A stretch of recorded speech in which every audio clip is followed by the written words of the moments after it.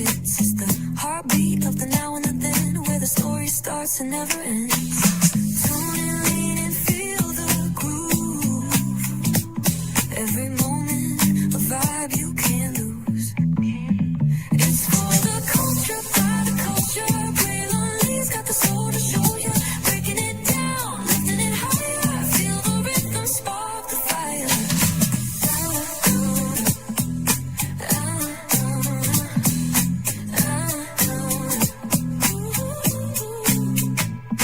Hear the whispers in the city's hum, echoes of stories where we're from. A beat, a step, a voice so clear, the pulse of us, it's all right here. We got soul, we got flavor, every moment is a savior, every experience is an overcomer.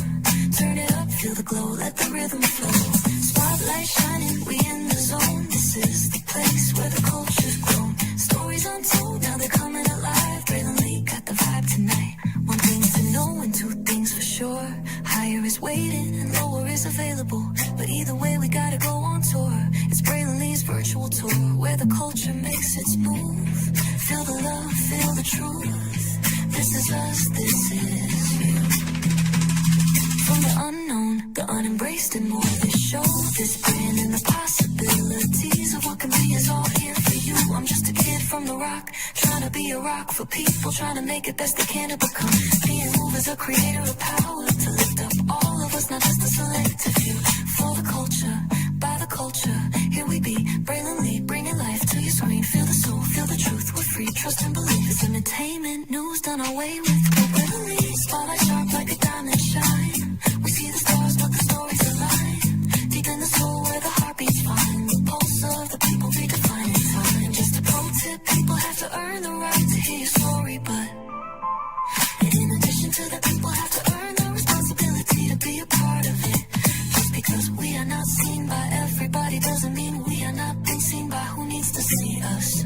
Noise equals attention and sound equals purpose. Anybody can be a creator, but it takes a somebody to be an artist.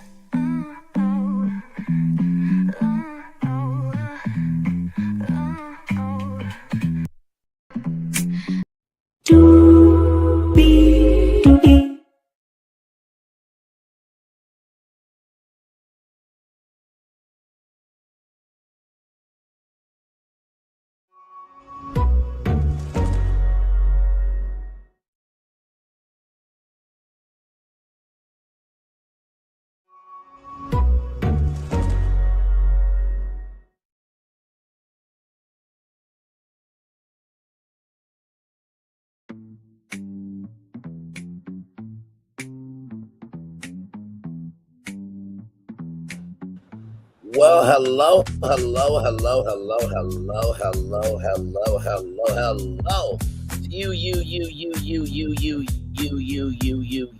You. Welcome into another edition of Braylonly's Virtual Tour Live. Glad to have all you here in the building with me here. Yes, indeed. And y'all, man, do we have a tour for y'all this evening?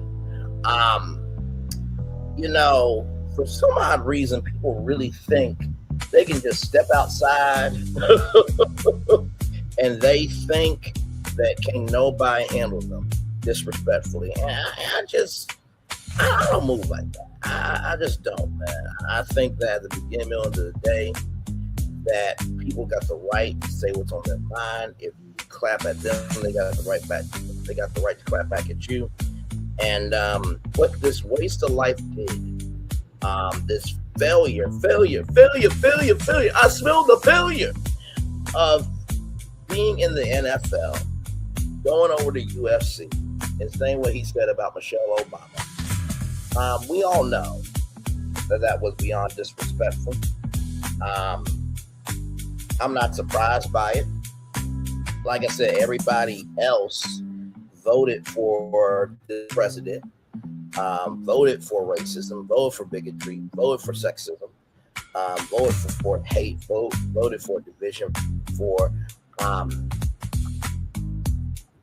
division, quite frankly. And then you got Kelly Price. You got Kelly Christ, child. Talking about that she, I just can't do this ish.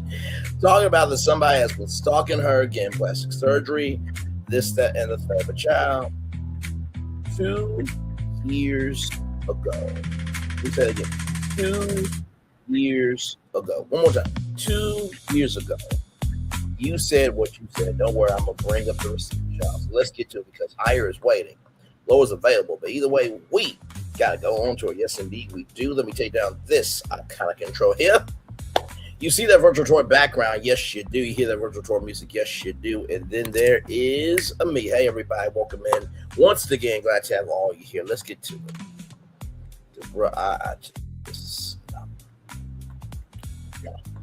So here it is here, y'all. Let's get to it.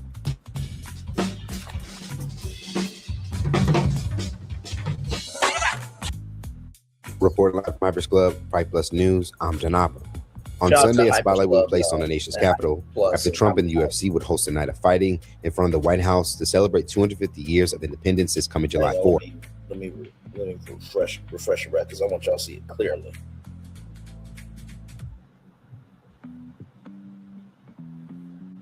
I watch that on my own time. I love me some Frank Sinatra, y'all. A legend.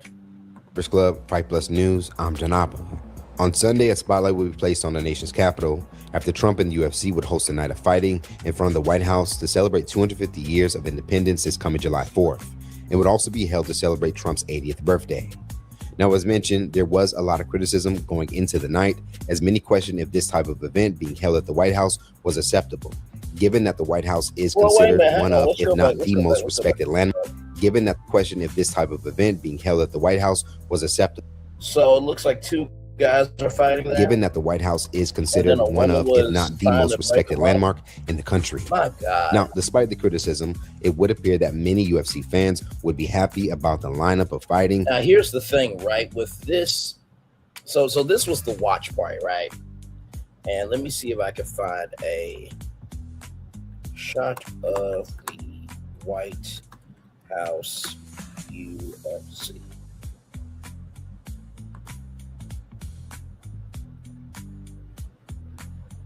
They had like an aerial shot, I believe.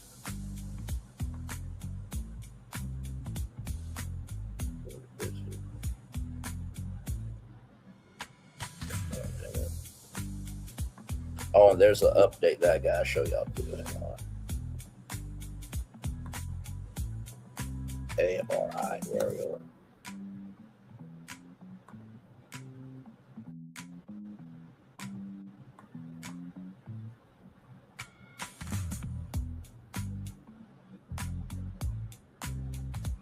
Okay, so here it is. Here, I want y'all to see this, right?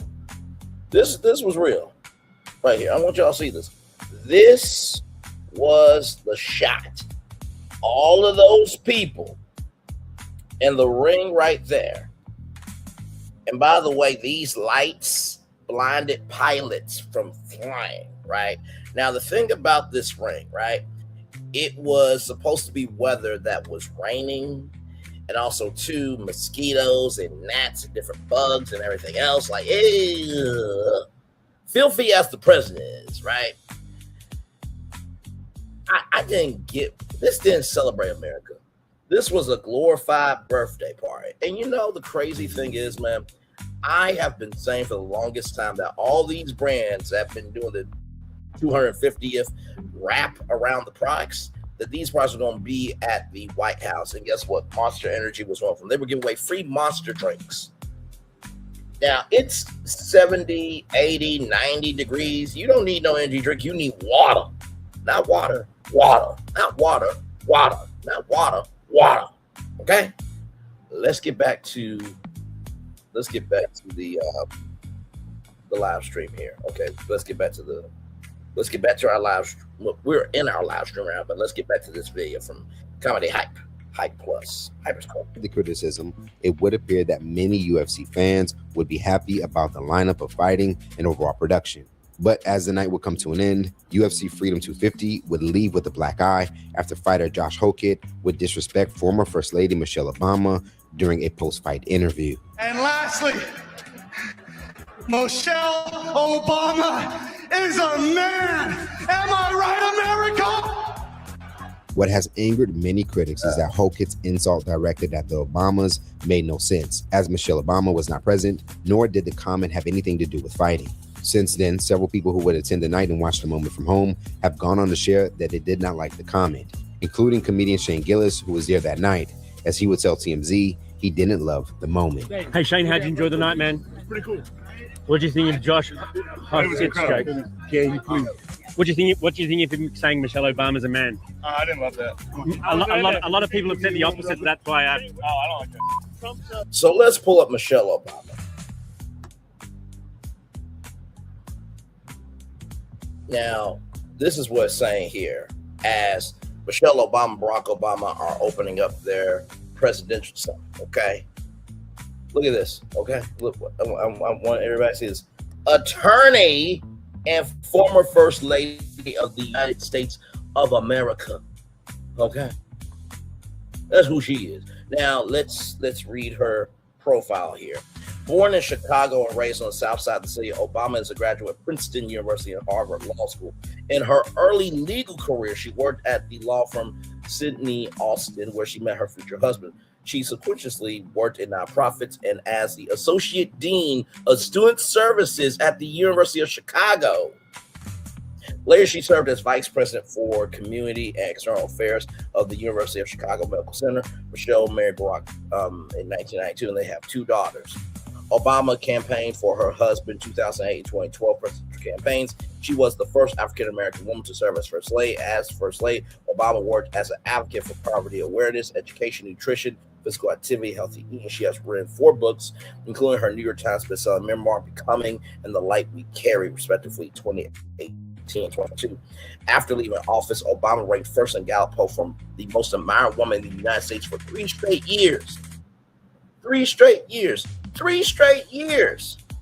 She holds significant cultural relevance and continues to advocate for voter participation in elections. She has also pivoted to launching successful media ventures.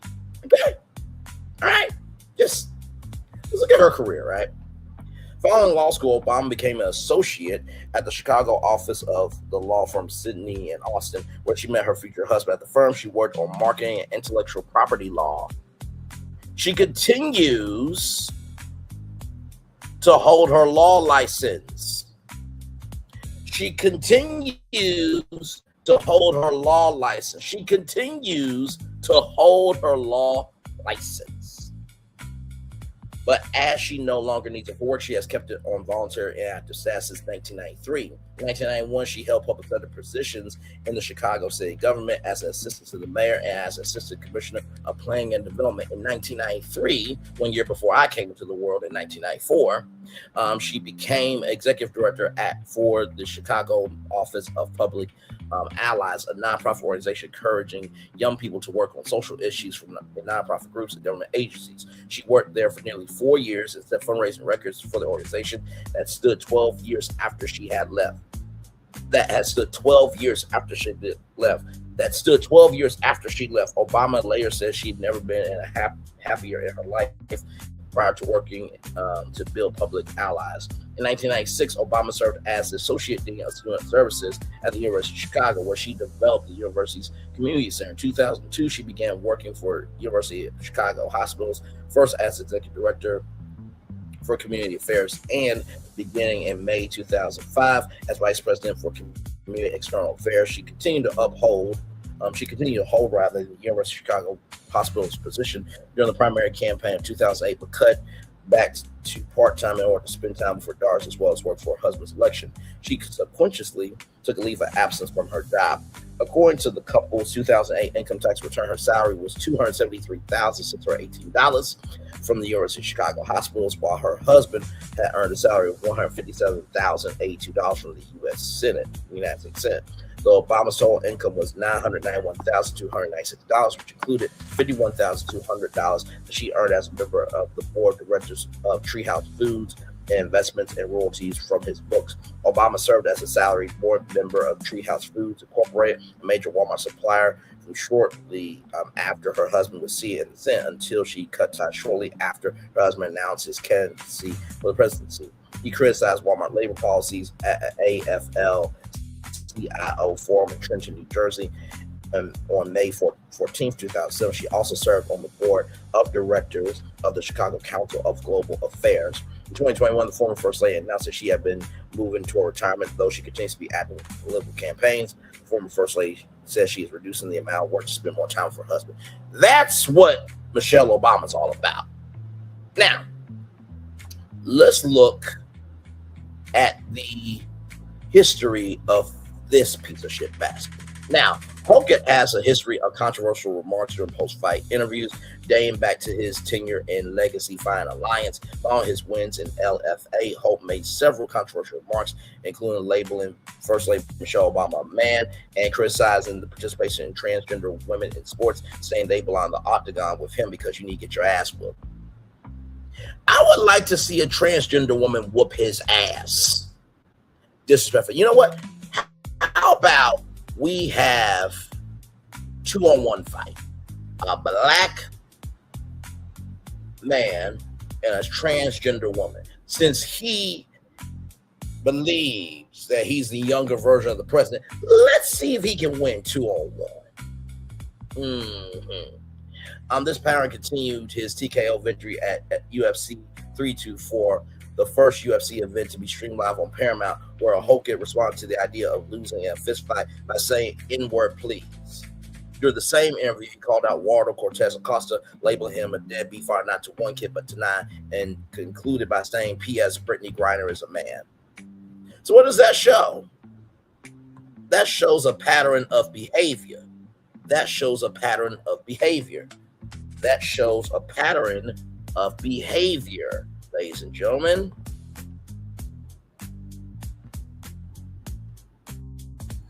Right here, the UFC 324 remarks drew laughter and cheers from the crowd. Post-fight interview, Joe Rogan responded while laughing.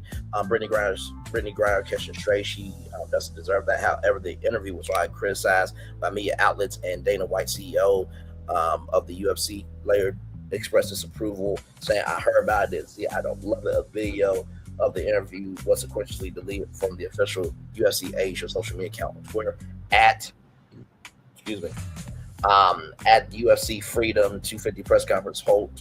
Hogan interrupted the event, bizarre appearance, and pretended to be subdued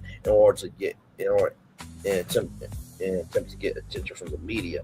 In a post-fight interview, Joe Rogan followed Hogan's win at UFC Freedom 250. The latter commented, now listen, Axberg, I'm going to chime on your mama. And lastly, Michelle Obama is a man. Am I right, America? Dana White later did the remarks. So he's done this shit before, right? Let's go back to this here. Yes, we're all good. We're all good. Thank you. Now, a day after a large amount of Democrats and others would condemn Hogan's remarks, he would break his silence by finally giving his own explanation on why he felt empowered to insult the former First Lady. Over on his X account, Hogan would respond to a series of unfavorable comments about what he would go on to say. No outrage when you say Melania Trump is an escort. No outrage when you say Charlie Kirk brought his death upon himself or Charlie Kirk deserved to die. So kiss my ass, everyone. Here's the thing, right? Melania 47, okay, it has been said that she is a prostitute, right? But in the same token, she said that the women from the Epstein files deserve to have their day on Capitol Hill, right? So it has been said that she has been a prostitute for Epstein, that those rumors are out there. Now, when it comes to Charlie Kirk brought death upon himself or Charlie Kirk deserved to die, in the words of the bishop, I'm sorry that Charlie Kirk went out the way he did, but just because he went out the way he did doesn't erase the man that he was. Sorry, it is what it is. And he also, Charlie Kirk, did talk about power control, right? And that everybody should have the freedom to do this, that, and third. But the thing that he fought for was the thing that brought him that. So yeah, it's called freedom of speech, motherfucker. Deal with it. Now, let's make it personal. Let's say that somebody got upset and wanted to go after John Hoskins' wife, daughters, sons, his mother, his father, his sister, his brother, his nieces, his nephews, his cousins, his grandma, his grandpa. Let's just say, I don't know, if ICE powed one of them in broad daylight, like what happened to that to the woman that tried to drive away and Alex Preddy, right? Let's just say that, hey, guess what? If one of those family members if one of Josh Hockett's family members or friends dies, Josh Hockett brought death upon his people for what he said. What if we said that Josh Hockett's wife was an escort? That wouldn't be cool, right? That wouldn't be cool, right? That wouldn't be cool, right? So what makes you think that you can say Michelle Obama is a man and nobody's going to have smoke for you? And bruh, nobody knows you. Disrespectfully, this is the only time you ever going to get any clout, bruh. And what he did not see was the fact that people who give a damn execute. Because let me tell you something, even though Barack Obama is smooth, calm, and collected, I bet you he got some people that are still in the Secret Service from his time in the White House that will gladly roll up, disrespectfully handle him where he wouldn't be able to have a career in UFC. I bet you that much. Not wishing anything bad on any of Josh Hockett's family and friends. Not wishing anything bad on him. But see, sometimes we got to make things personal so we can understand that if we don't want it done to us, why do it to other people? If we don't want it done to us, why do it to other people? If we don't want it done to us, why do it to other people? Well, Josh Hockett ain't going to do shit to me. He ain't going to do shit to nobody else. He did this for clout. He said Brittany Griner was a man before. This is a repeat pattern. But what's going to end up happening is he's going to get in the ring with a black opponent, and that black opponent is going to go ham. And if Josh Hockett doesn't have a career because of it, so fucking be it. It is what it is, and I do wish that in Jesus' name, yes, amen, amen. Y'all, I can't give love, grace, and space to people who do that type of stuff. I can't, I won't, and I never will. Shout out to Pitbull, Mr. Worldwide, Mr. 305, Mr. Dale himself. Let's keep going. Now, a part of his responses on X, Hockett would even catch wind of Gillis's comment and would go on to say, "Oh well, to each their own. I still like Shane." Now, continuing on Hockett's X account, he would be met with support and, as expected, more backlash. One user would go on to say, "Still could have just shut the F up. Your act is cringy as F. This isn't the WWE." That statement that Michelle Obama is a man should not be said in the WWE, UFC, AEW, anywhere. Okay? All right? But I still agree with this comment. Let's continue. You made the entire event about you by saying some stupid shit that now overshadows the event and gives the woke something to complain about. The woke something to complain about. I wonder if Petrometry, I wonder if somebody said Petromi's mom is a man. Would Petromi still have the same energy or no? Okay, all right. Dickhead. Just wondering.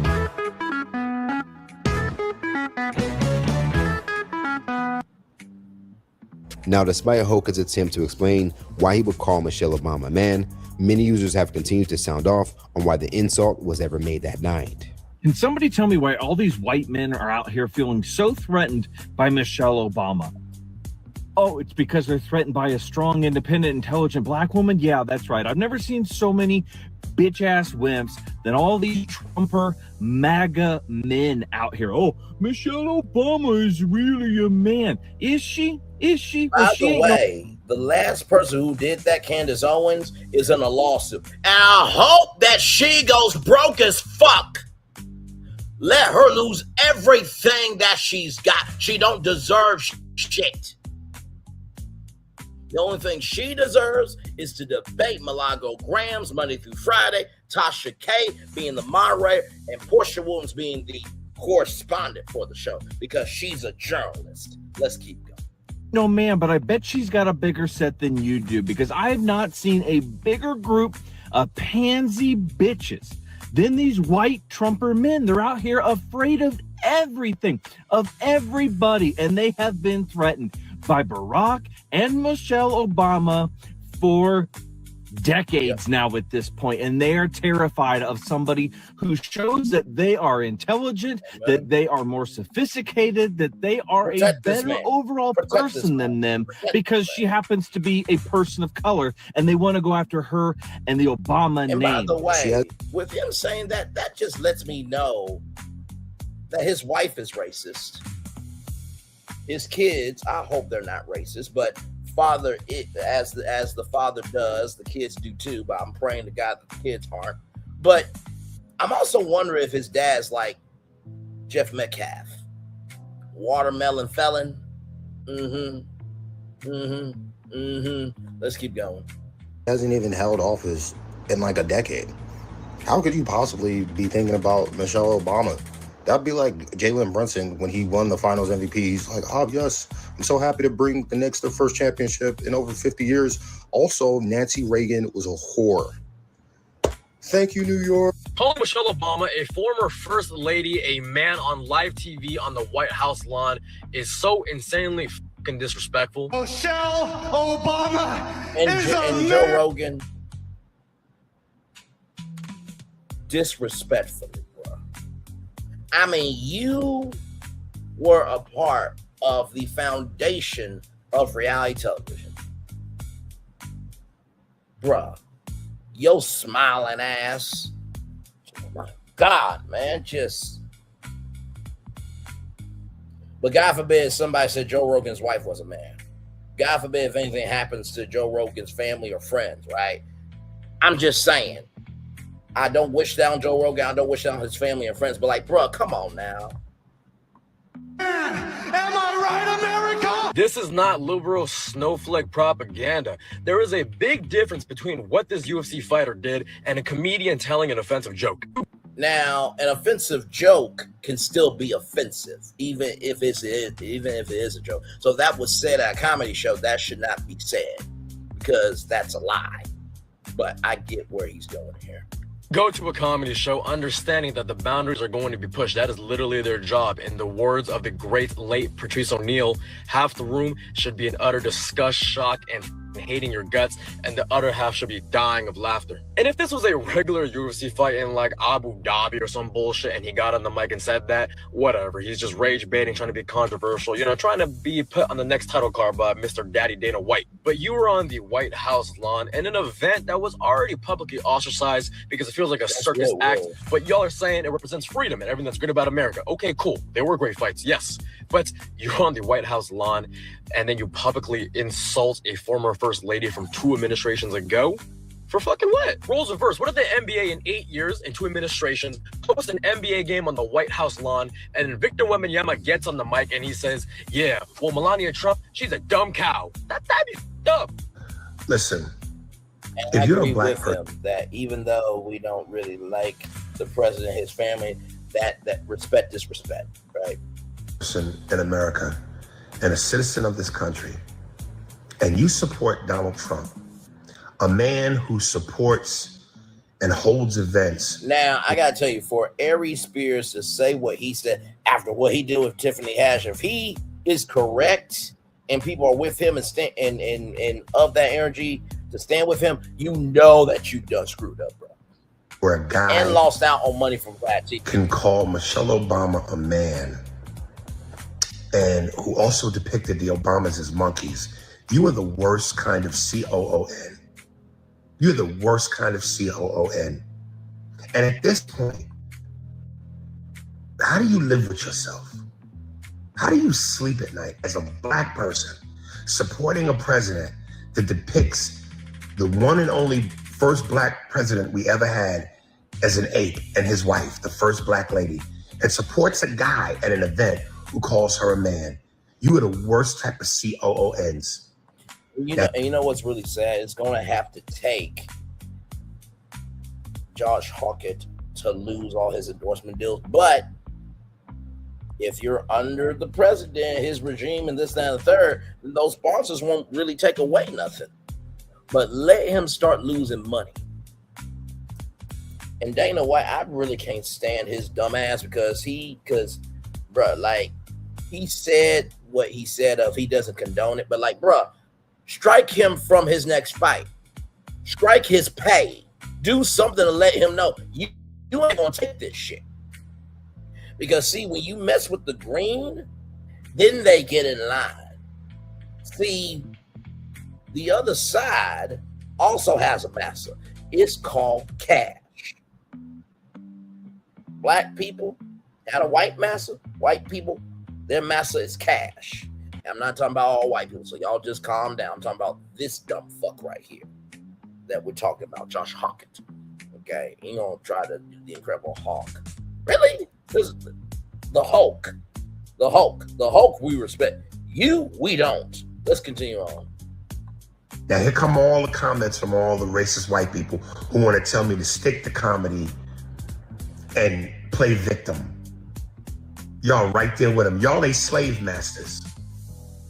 Damn shame. Following the aftermath of the backlash, UFC CEO Dana White has since expressed he didn't appreciate the moment as well. I understand that the Obamas are public figures, but I'm completely against saying nasty and false things about people's families. Everyone knows my position on free speech, but I hate that kind of nonsense. Now, as far as President Trump, who is now facing pressure to denounce what was said, he has yet to release an official statement on the matter, and some would point out, reportedly had a smirk when Hogan first said the insult. Oh, and by the way, he fell asleep during most of it. The president did his birthday, and he fell asleep on his own birthday. Don't make sense. Michelle Obama is a man. Am I right, America? Ladies and gentlemen. And it looks like the Obama themselves have also kept their silence, as they are currently focused on the grand opening of their $850 million museum, the Obama By President. the way, black construction teams worked on that. Just to let y'all know. If we could do a third term of the Obamas, I bet you everybody would be running to elect. Presidential Center in Chicago, set to open next week. Let's talk about it more in the comments below. Now that Ho Kid has broken his silence, do you think he's justified? No, the fuck he ain't. And if he gets his ass whooped in the next UFC fight, And that Michelle Obama herself has. If he gets his ass whooped in the next UFC fight where he can't have a career no more, God bless it in Jesus' name. Yes, yes, yes. Amen, amen, amen. Has never publicly disrespected Melania Trump nor Charlie Kirk. And for more news and comedy, culture, and sports, be sure to subscribe here to our YouTube channel and follow Hype Plus across all social media. And if you enjoyed this story, head over to hypersclub.com right now to become a member, to watch full interviews and more original content. Reporting live from Hypers Club, Hype Plus News, I'm John Abba. Because let's be very clear, strong men, men who are truly role models, don't need to put down women to make themselves feel powerful. People who are truly strong lift others up. Very well said by Michelle Obama. The biggest disruption. For sure. Now, before anybody says, well, Braylon, you dread Milagro, you dread Tasha K. Excuse me. Tasha K said a child and their mother had an STD, and Milagro promoted a deep fake adult video, and then she wanted to pussy pop and say that I ain't changing nothing to my ass. No, those women deserve to be dragged. And if a woman said something about Michelle Obama, that woman deserves to be dragged. Not sorry. Okay? All right, we're going off the facts of what they said. That does not mean that person hates all black women or women in general. Yeah. Stop it. Stop it. Stop it. Women can do some messed up things too. Especially some that'll not say a word after a person got banned off of YouTube, but was in the cat and defending and dropping it down like it was nothing. But yet throw away the people that were actually good to them. But now they ain't saying nothing. Now they all dried up, and now they're getting noses that they can't create original content. Shot. Listen. Let's continue on. Now, Barack Obama has responded. Before coming on tour with y'all, this video just came out. 59 minutes ago, about an hour ago. So this is breaking. So let's watch this. Also from Hype Plus. Here we go. Reporting live from Hype's Club, Fight Plus News, I'm John Apple. Everything's about money, and everything's about attention, and everything's about fame. Continuing our coverage on Michelle Obama being called a man during this weekend's UFC event, Freedom 250 at the White House, we now appear to have gotten Barack Obama's response to his wife being disrespected. As reported, the UFC and Donald Trump will host a night of UFC fights to celebrate the upcoming 250-year anniversary of the United States' independence. Though highly criticized by some, the event looks to have met many fans' expectations. Unfortunately, however, the night would receive a negative spotlight after fighter Josh Hokett would decide to take a moment after winning his fight to disrespect the former First Lady. And lastly, Michelle Obama is a man. Am I right, America? Since then, many on all sides of politics have spoken out against Hokett, who is not a comedian's comments made that night. The UFC's own Dana White would even publicly call it nonsense. Are you curious as to why this man used his shining moment at Trump's White House to scream on national television that Michelle Obama is a man? And why do they call her a man in particular? That's a pretty odd insult for a group of people who don't believe in trans people, right? And by the way, y'all, UFC signed a very huge deal with Paramount. You know who owns Paramount? David Ellison. You know who David Ellison's daddy is? Larry Ellison. Larry Ellison is the owner of Oracle. Oracle did a U.S. consortium or a joint venture of TikTok, and the president was a part of that. So guess what? The president influenced this deal for Warner Brothers Discovery. So just like the president graped E. Jean Carroll, David Ellison, Larry Ellison graped Warner Brothers Discovery just to have it in their company. Let's keep going. Why her? And why a man? That's why they didn't stop that.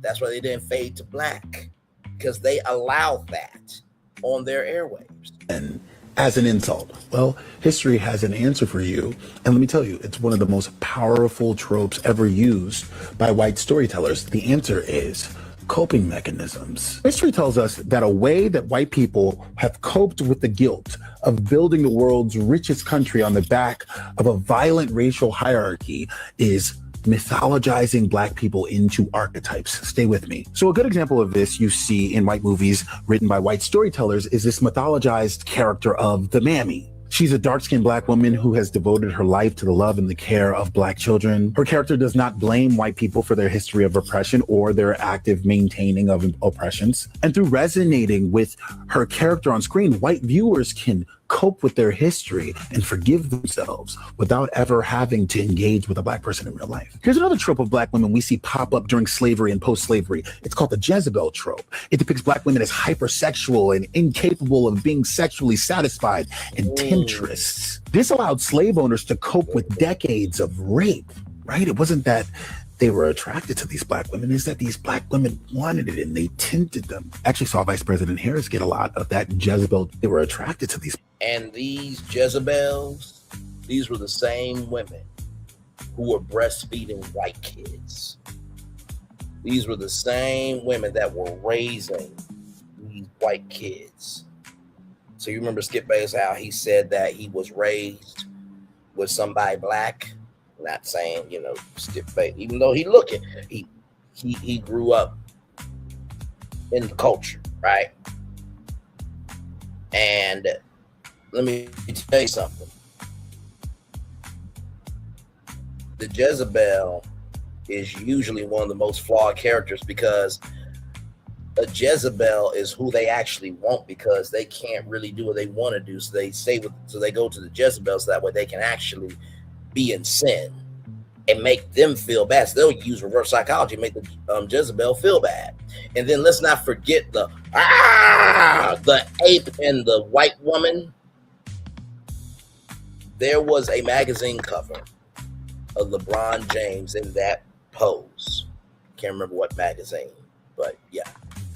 these black women is that these black women wanted it and they tinted them. Actually saw Vice President Harris get a lot of that Jezebel trope thrown on her from MAGA as she was running for president. But the most powerful coping mechanism, in my opinion, is the hyper-masculinization of black boys and black women. To cope with the abhorrent torture they were putting black women through during slavery. Mind you, this is during a time period where it was believed women shouldn't lift a finger, ever. But they're doing these torturous, horrible things to black women. To cope with it, you see in their literature, this narrative starts popping up, this hyper-masculinization of black women, that their torture is okay because these women can take it. They're not like regular, they're like men.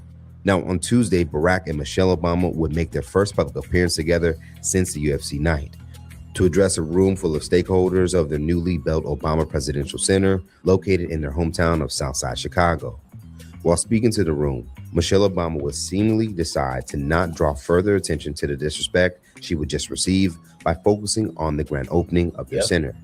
Now, when it came to Barack Obama to speak, he would appear to do the same, but as he would close out, some began to notice that his words looked to have been directed at Trump and Josh Hogan. It appears that Obama would first send Trump a subliminal message while expressing the love he would have for his late mother-in-law by saying she and her husband represented what's best about the country, not people who are trying to get every last nickel and who don't treat people with respect. I love my mother-in-law, and she made a home for Michelle and Craig and her husband, Fraser Robinson. He showed what it means to work hard and to put family first. They represent, to me, what's best about this country. There are people who aren't trying to get every last nickel and aren't cutting corners when it comes to values and treat people high and low with respect and kindness. There are people like that all across the south side of Chicago. And there are people like that all across this great country of ours. I run a podcast solo. No producer, no editor, no tech skills, just Riverside. Now, as he would continue, is when some believe he was his most direct about Michelle being called a man just a few nights ago. For Obama, he would go on to express that he feels that there are institutions now that value things for money, attention, and fame, seemingly pointing out that Josh Hogan's reason for saying what he said about his wife may have just been pure attention, especially in our social media-driven society today. We've got a set of institutions that have fallen victim to the siren song of everything's about money and everything's about attention and everything's about fame and everything's about getting over. But meanwhile, there are just a lot of people out here who are just doing the right thing and raising their families and taking care of people. Now, the Obama's response seems to represent why people love them, but can also be seen as one of their main critiques. Well, here's the thing, right? Y'all remember Luther from Key and Peele, Obama's angry translator? I say to my mom all the time, I wish I could bottle up your Christianity and drink it every day. But unfortunately, we can't. Fortunately, I can't do that, rather. And, you know, this time period is really showing who is really about the business, right? Y'all remember what I said about Kai Cenat, right? That all he has to do is wake up with a stupid mindset, do stupid content, and get stupid views. It sounds disrespectful, but it is what it is. His content versus mine, bruh, we got nothing in common. We can't, we won't, and we never will probably collaborate. He'll probably learn from me before I ever learn from him, disrespectfully. I can't hear nobody. I can't hear nobody. He 24 years old. I'm 31. 24, 25, 26, 27, 28, 29, 30, 31. I'm 8 years older. And that's not to say that Kai Cenat is not a brilliant brother. But see, he gets to wake up with a stupid mindset and do stupid content, get stupid views, because the foundation has been laid so he can do that. Had the foundation not been laid, he would have been a Negro in the cotton field working for Massey. And so I thank God that for every Barack Obama, there's a Brain Lee. And for every Brain Lee, there's a Barack Obama. You need both. Okay. All right. Moving on. My God, today.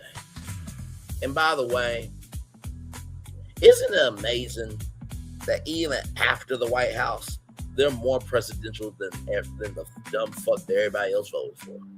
Ain't that something? Let's continue. Is that they take the high road way too much when disrespect is staring them directly in the face. Let's not forget, however, Barack is no stranger with keeping people in check, as he would show many hecklers throughout his time in politics. Hold on a second. Hold on a second. Hold on a second. Here's the deal. Here's the deal. If you support the other candidates, then you should go for the other candidates.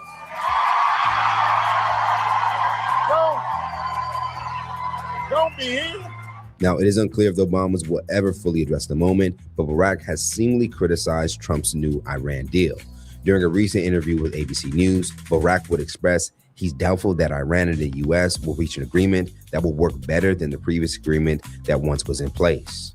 Now, this comment from Barack may have gotten to Trump because earlier today, while speaking to reporters, Trump would ridicule Obama's previous Iran deal, saying that the Iranians called Obama stupid. You know what the Iranians did? They laughed at Obama and they said he's a stupid son of a. If they don't be. My God, when you're doing so much self-projection upon your own self, my God. Okay, we'll go right back to dropping bombs right smack in the middle of their head. Bruh, my God. Somebody should do that to your head, but that's neither here nor there. Listen, so they actually drew like a fake airplane, and it was dust when they did it. Bruh. And I'm not wishing what I just said to happen to the president. Not wishing that at all. But bruh, there's been 4 attempts upon your life because people don't like you. They don't. And wait till you see what else could have happened. Let's continue on. Okay, because they misbehaved for 47 years. Wow, misbehaved for 47 years, and you're the 47th president of the United States. So, shocking. Obama, he handed him $1.7 billion in cash, gave him hundreds of millions of dollars, gave him billions and billions of dollars. But he gave him $1.7 billion in cash, green cash from banks.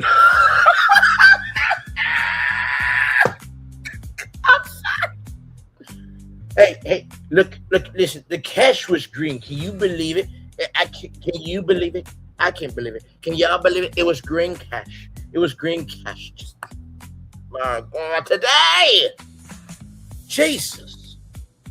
He tried to bribe his way out. I didn't do that. Nobody mentions that. $1.7 billion and hundreds of millions of dollars. They tried to bribe their way out. As far as the Obama Presidential Center, it is set to host its grand opening this Thursday, and according to the Obamas, will embody the jewels and essence they've learned along the way. Let's talk about it more in the comments below. How do you feel about Barack Obama's somewhat subtle response to Michelle Obama being called a man?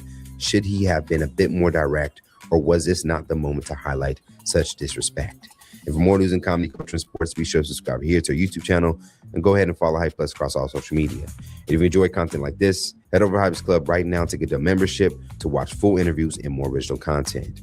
And of course, if you have a story that you think we should cover, send us a message now at hypealerts.com. Reporting live from Hype Club for Hype Plus News, I'm John Abba. Thank you, John. Appreciate it. Go save some lives. I want your dream. Now, I want y'all to see this, okay? Ford attack on UFC fight is another reason to build the White House ballroom. 47's Department of Jackhammering argues, okay? Yeah, as federal courts have looked skeptically by President Simmons' assertion that he can construct a massive new ballroom at the White House without approval from lawmakers, he's increasingly pointing to alleged attempts to harm him as why the project should continue apace. The latest iteration of that argument came late Tuesday when a top political appointee at the Justice Department said a possible forward attack on the outdoor UFC fight nearly held at the White House last week. It demonstrates the need for the nearly 90,000 square foot event space. Ballroom's mass and height will be shielded from White House grounds from attack, give the Secret Service the visibility need to identify attackers. Brett Shamonti, head of the Department of Jackhammering Civil Division, told Federal Appeals Court in a brief letter, it will protect the president and guests at major events that are currently held in plastic tents that can't even protect highly esteemed guests from inclement weather, let alone high caliber bullets or kamikaze drones. Exactly attack that this Sunday would be Assan's plot to launch, he wrote, referring to temporary structures that would have been historically used for larger events held on the White House South lawn. The missive represents the department's latest bid to use violence in Washington, D.C. to buttress its arguments in defense of the project. Earlier this year, a powwow at the White House Correspondents' Dinner and a separate powwow incident near the White House were invoked by the administration as it sought to keep the courts in the nation's capital from frustrating work on the ballroom. So for those of you who are wondering, wait a minute, what? Ray, are you serious? Yeah, give me a moment.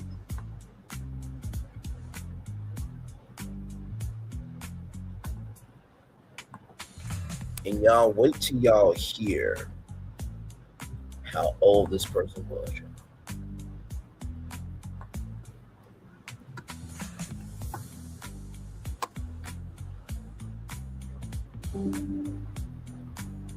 Y'all want you to see this right here. Okay, you ready for this? Right here. 19-year-old Tyson Proper in Ohio. OHIO.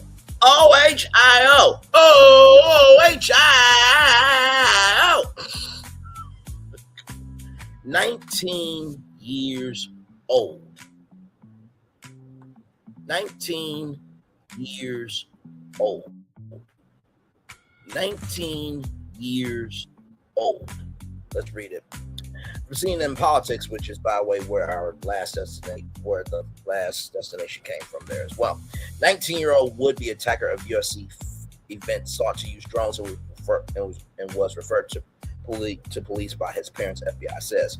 Federal officials have charged multiple people who claim discussed plots to attack the UFC fight event at the White House, including by using drones and empowerment. A team, including the Secret Service and FBI, uncovered messages discussing the plot between multiple individuals, according to criminal complaints against 5 people until Tuesday. According to a criminal complaint against one of the alleged plotters, the mother of one of the defendants, 19-year-old Tyson Proper, called local police on June 10th, said she was concerned about her son because of recent conduct, which included buying pals, communicating with a group of radicals online. Proper's mother had also seen her son researching mapping locations in Washington, D.C. near the White House, according to the complaint, and told officers that her son had said the group was looking at multiple locations for recon and hit and run missions. According to court documents, the group Proper joined was focused on some form of accelerationism ideology that believes the collapse of society should be expedited in order to form a better world.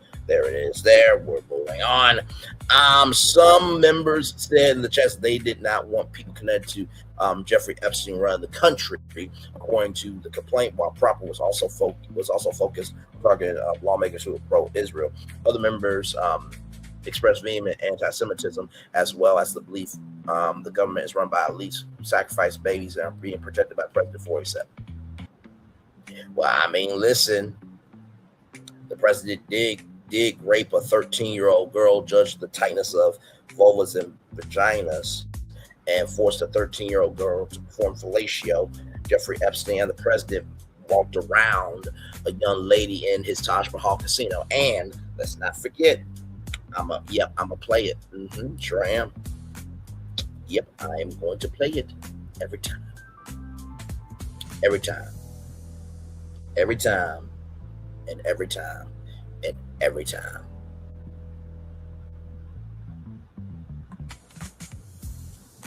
Give me a moment. Here we go. Indicated that she loved it. Okay, she loved it until commercial break. In fact, I think she said it was sexy, didn't she? It was very sexy to be raped. Didn't she say that? So, sir, I just want to confirm, it's your testimony that E. Jean Carroll said that she loved being sexually assaulted by you? Well, based on her interview with Anderson Cooper, indicated that she loved it. Okay, she loved it until commercial break. In fact, I think she said it was sexy, didn't she? It was very sexy to be raped. Didn't she say that? So, sir, I just want to confirm, it's your testimony that E. Jean Carroll said that she loved being sexually assaulted by you? Well, based on her interview with Anderson Cooper, indicated that she loved it. Okay, she loved it until commercial break. In fact, I think she said it was sexy, didn't she? It was very sexy to be raped. Didn't she say that? So, sir, I just want to confirm, it's your testimony that E. Jean Carroll said that she loved being sexually assaulted by you? Well, based on her interview with Anderson Cooper. Back to the article. An affidavit from an FBI agent says Proper later admitted to planning with others in the attack to attack the U.S. government during the UFC fight at the White House. Proper also allegedly shared images of members of Congress who support Israel as potential targets. The 19-year-old has been charged with several counts, including conspiracy to commit an offense against the United States and attempted murder of any officer or employee of the United States. Funny, when that happened on July 6th, the president pardoned everybody. Interesting. Very interesting. He has not entered a plea. CNN has reached out to an attorney listed for Proper. So this is the 19-year-old here. A white man, ladies and gentlemen. Okay, all right. There's only been one black man that tried. The rest of them have been white. Okay, moving on. Law enforcement later searched Proper's home and found a chat with detailed imagery of D.C., which highlights hyper locations with potential drone launch locations and other detailed tactical plan. Proper's father, meanwhile, told officers his son had been planning to leave to meet with the individuals over the weekend of the UFC fight and have also recently amassed gear, food, ballistic plates, a new hot pal, a rifle, lots of ammunition, extra magazines, and plate carriers with his recent graduation money. Graduated from high school and just tried to delete the president of the United States, man. His life is just damn over. The complaint against Proper states firearms include an AR-15 style rifle, a bullpup rifle, which houses certain mechanisms like the magazine behind the PAL's trigger, painted with an American flag, which you guys saw briefly. Proper was taken into a local hospital by police that night based on homicidal ideations. The complaint says the online group in a follow-up phone interview, the mother said Proper had recently started to interact with an online group, said they were ex-military and Christian-based. The complaint says they expressed ultra-religion and anti-government sentiments, especially signing grievances about government corruption, the handling of the Epstein files, data centers taking up all the war in community, and other government actions. Now, those of you who are wondering how long this has been since this story been out, 17 hours ago, a day ago, 9 hours ago, 14 hours ago, and then there are some other people that also are a part of the plot. Okay. Let me see who these guys are here.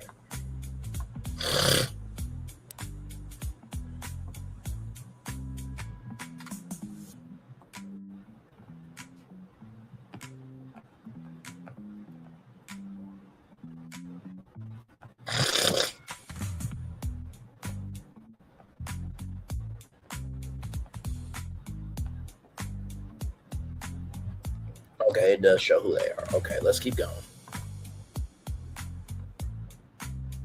And other government actions, the complaint says, according to court documents, Proper started communicating with the group Vanguard of the Old in March of 2026 through TikTok layer moving to private messaging applications. Members of the group, according to law enforcement, believe the United States need to be destroyed and rebuilt. The primary private chat included 19 people with other smaller groups breaking off into different chats, based on sign roles like powers and powering locations. The complaint said some members allegedly discussed using the Potomac River as an escape route following an attack. Child, there's a particular thing that we went through as a people to get to freedom, but I will not disrespect Harriet Tubman by bringing that up. We're just going to move right along. If you caught it, you caught it. If you didn't, you didn't. Proper identified other members of the group when interviewed by the FBI, according to court records, who were quickly investigated and arrested by law enforcement. 2 alleged co-conspirators were arrested in California, with others arrested in Nebraska and Missouri. Each has been charged with conspiracy to murder and conspiracy to commit an offense against the United States. Once on private messaging apps, the group including Proper, began planning a trip to D.C. for the week of the fight. Proper, however, said he was going to protest, but not to POW people, adding several members of the group were intent on violence, according to the complaint. In one of the initial messages to the group, Daniel Eskridge from Missouri allegedly told the group that the chats would be divided so no one had a full picture of the various plans, adding that our corporation has been stolen by corporations, politicians, and foreign actors, and calling for a restoration of the old republic. An unnamed co-conspirator told investigators that Eskridge was running the show the complaint against some states. Let's keep going here. Elkridge told others in the messages the plan was to get at least 3 trigger event ops fully planned and manned. Text that would send an undeniably clear message that we are waging war, rather. According to the complaint, he also believed that half of the U.S. military would join their efforts and was creating a bunker underneath the floorboards of his shed. In one message, Elkridge outlined the plan to attack the UFC fight with drones rigged with explosives and snipers positioned on rooftops to delete high-value targets and responding to law enforcement. Oh God, today. Oh, y'all not even able to see it. I'm so sorry. I thought y'all were able to see it. Hang on. So right here, let me go back. We got time, y'all. It's all good. It's all good. Through right here, they express ultra-religious and anti-government sentiments. Especially signing grievances about government corruption and the handling of Epstein files, data centers taking up all the water communities, other government actions. The complaint says, according to court documents, Proper started communicating with the group Vanguard of the Old in March of 2026. TikTok layer moving to private messaging applications. Members of the group, according to law enforcement, believe the United States need to be destroyed and rebuilt. The primary chat included 19 people, with other smaller groups breaking off in different chats based on assigned roles like powers and powering locations. The complaint says some members allegedly discussed using the Potomac River as an escape following an attack. And like I said, I will not disrespect Harriet Tubman and that entity that we use to get to freedom. Will not do that. No. Proper identify other members of the group were interviewed by the FBI, according to court records, who were quickly investigated and arrested by law enforcement. 2 alleged co-conspirators were arrested in California, with 2 others arrested in Nebraska and Missouri. Each have been charged with conspiracy to murder and conspiracy to commit an offense against the United States. Once on private messaging apps, the group included Proper began planning a trip to D.C. for the weekend of the fight. Proper, however, said that he was going to protest, but not to POW people, and several other members of the group were intent on violence, according to the complaint. In one of the initial messages to the group, Daniel Eskridge from Missouri allegedly told the group that chats would be divided up so no one had a full picture of the various plans, adding that cooperation has been stolen by corporations, politicians, and foreign actors, and called for a restoration of the old republic. An unnamed co-conspirator told investigators that Elkridge was running the show and complaining against some states. Eskridge told others in messages the plan was to get at least 3 trigger event ops fully planned and manned attacks that would send an undeniably clear message that we're waging war. According to the complaint, he also believed that half of the U.S. military would join their efforts and was creating a bunker underneath the floorboards of his shed. In one message, Elkridge outlined the plan to attack the UFC fight with drones rigged with explosives and snipers positioned on rooftops to delete high-value targets and respond to law enforcement. If we pull off this correctly, we raise our army, he told the group, according to the complaint. Now, I want to show y'all something. All this right here had to be planned out, where the stage was going to be, where all of the food trucks and everything else.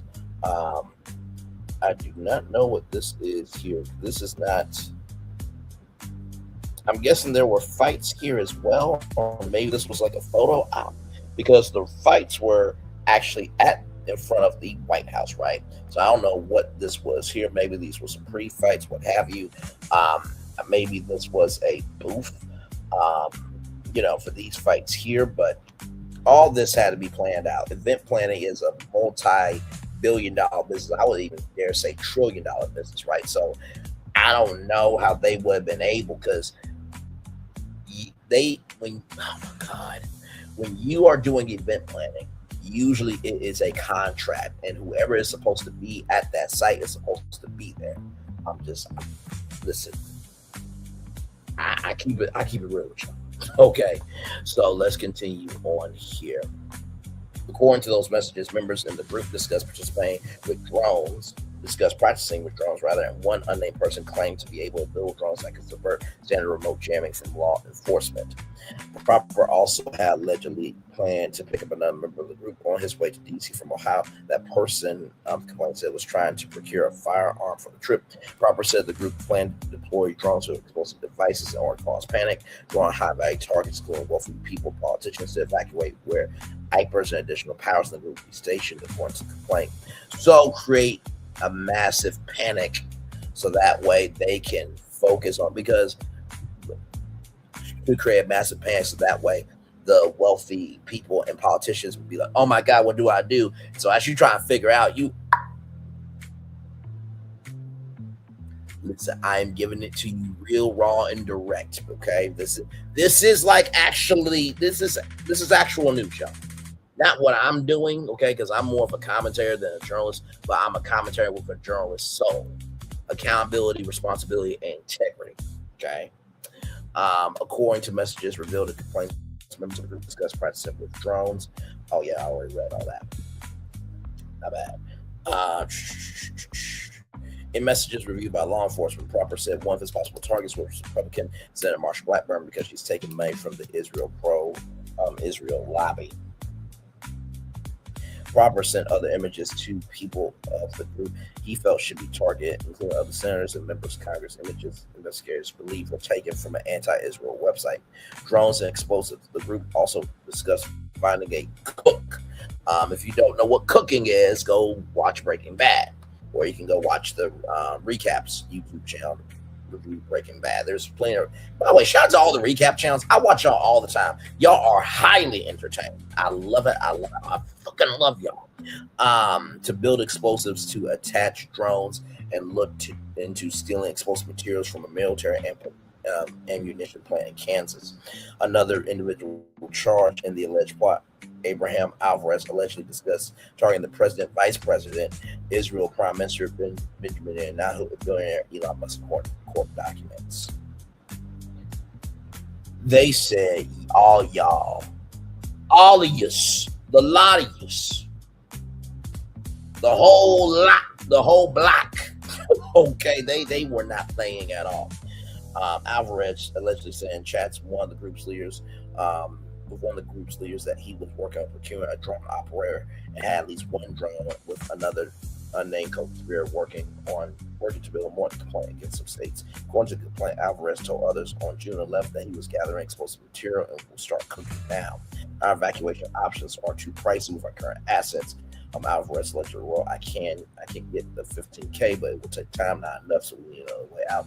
I'm open to suggestions. So far, we have the cake and the drones being worked on today and tomorrow. I'm trying to think, is cake like code for something? Or they actually want to like bring an actual cake, be like happy birthday, and then it's like I'm just guessing, y'all. Okay. The complaint against Alvarez does not clarify whether law enforcement recovered any drones or explosive device Alvarez. So I believe this is equipment. This is equipment acquired by Proper, which includes several hundred boxes of ammunition, estimated by law enforcement to be in the thousands of rounds of ammunition, 2 plate carriers with AR-style magazines, an AR-style rifle, and a bullpup Eiffel painted with the American flag. This is some equipment here. Guerrilla-style warfare. Brian Roa, who officers arrested in California, told law enforcement he was traveling to D.C. to protest the UFC event, but he was not. That said, he was not involved with the alleged conspiracy, according to charging documents against him. Officers found firearms, tactical belts, and rails inside of his car. Another individual from California, Michael Thomas, who was allegedly on the chats with Proper and others, told law enforcement after he was detained that he had helped plan the attack, according to court filings. Screenshots of the chats from court filings included images of roads and area shots of the White House shared between messages detailing where sniper teams and drone launch points would be located. Thomas and Roa met on at least one occasion to practice firearms training, according to investigators. Messages with the group. Thomas also allegedly touted desire for guerrilla-style warfare, executions, and additional plans for the group, including jailbreaks for those arrested. So this is Michael Allen Thomas on the left right here, Michael Allen Thomas, and then Brian Roa on the right, respectively. Secret Service Deputy Director Matt Quinto reports Tuesday that the investigation into the UFC fight threat is active and ongoing. There are still suspects at large. We're going to work until everyone's been identified, Quinn said. Roy Seven, when asked Tuesday during the G7 summit in France if he had been briefed about the threat, and said, I haven't heard about it. So basically, this is the fifth time the president has almost been tried at. This is the fifth time that somebody has tried to take the president out. I would just step down. Like, it's just not worth your life being over because somebody don't like you. Not to mention too the risk that you pose to your family. Moving on. Around 100,000 people gathered for the UFC fighting event, which was held on Sunday on 47's 80th birthday. He's 1 year away from being as old as Sleepy Joe. Child. Gonna call somebody old, but now you're old too. Wow. That's our program for the United States 250th anniversary. No, this is to celebrate him. This is a glorified celebration of him. He is basically the more extreme version of Colonel Tom Parker. Okay. The event, which was held in an arena built on the White House South Lawn, also featured a festival for the fans on the Ellipse. Apparently, they have a plan to remove all that from the South Lawn, so it's probably going to be patches, like real damage. Okay, so just careless energy that is just going to be there for it.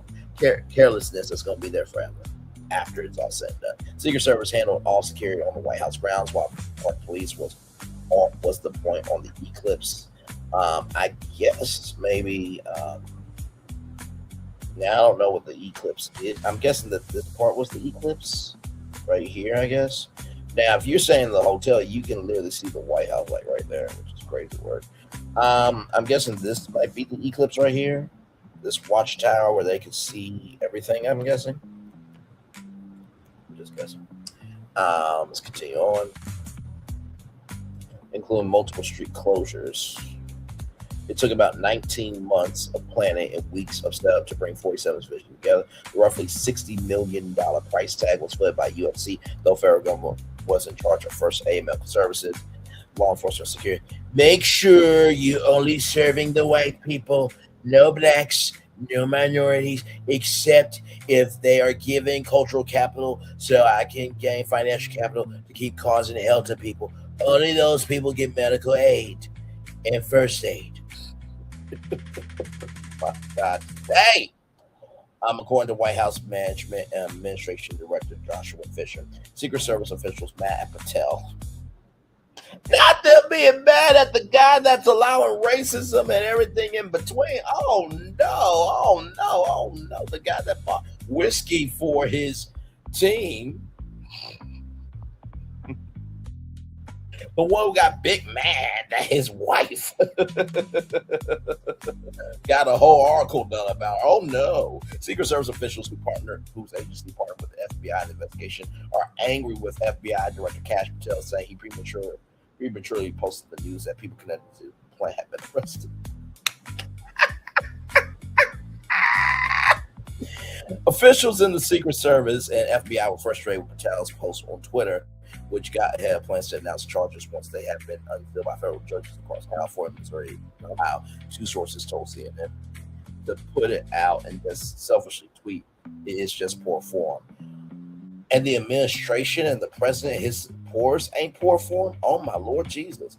One Secret Service official said, adding many who worked on the case were shot when Patel posted about their arrest early Tuesday morning. During a press conference Tuesday, Quinn also had harsh words but did not mention Patel by name. I'll tell you a phrase I learned early in my career in the New York field office, and that's don't choke on your own smoke. Quinn said, knowing that anyone that believes the case was worked up level is naive. Quinn added the Secret Service led that investigation. Yeah, I can tell you that the case is ongoing. In order to maintain the integrity of the investigation, the security point, we chose not to leak it. In a joint statement, the FBI and the United States Secret Service told CNN the FBI and the United States Secret Service are proud of our strong working relationship. This investigation highlights that continuous partnership could not have happened without the great work and coordination between our two agencies. Partner agencies that previously were frustrated by Patel's lack of coordination, messaging, and announcements around key investigations and law enforcement efforts. In 2025, Patel was heavily criticized for multiple instances of getting ahead of officials, mungling information in certain cases, including the deletion of Charlie Kirk. The story has been updated for additional developments. CNN's Josh Campbell contributed to this.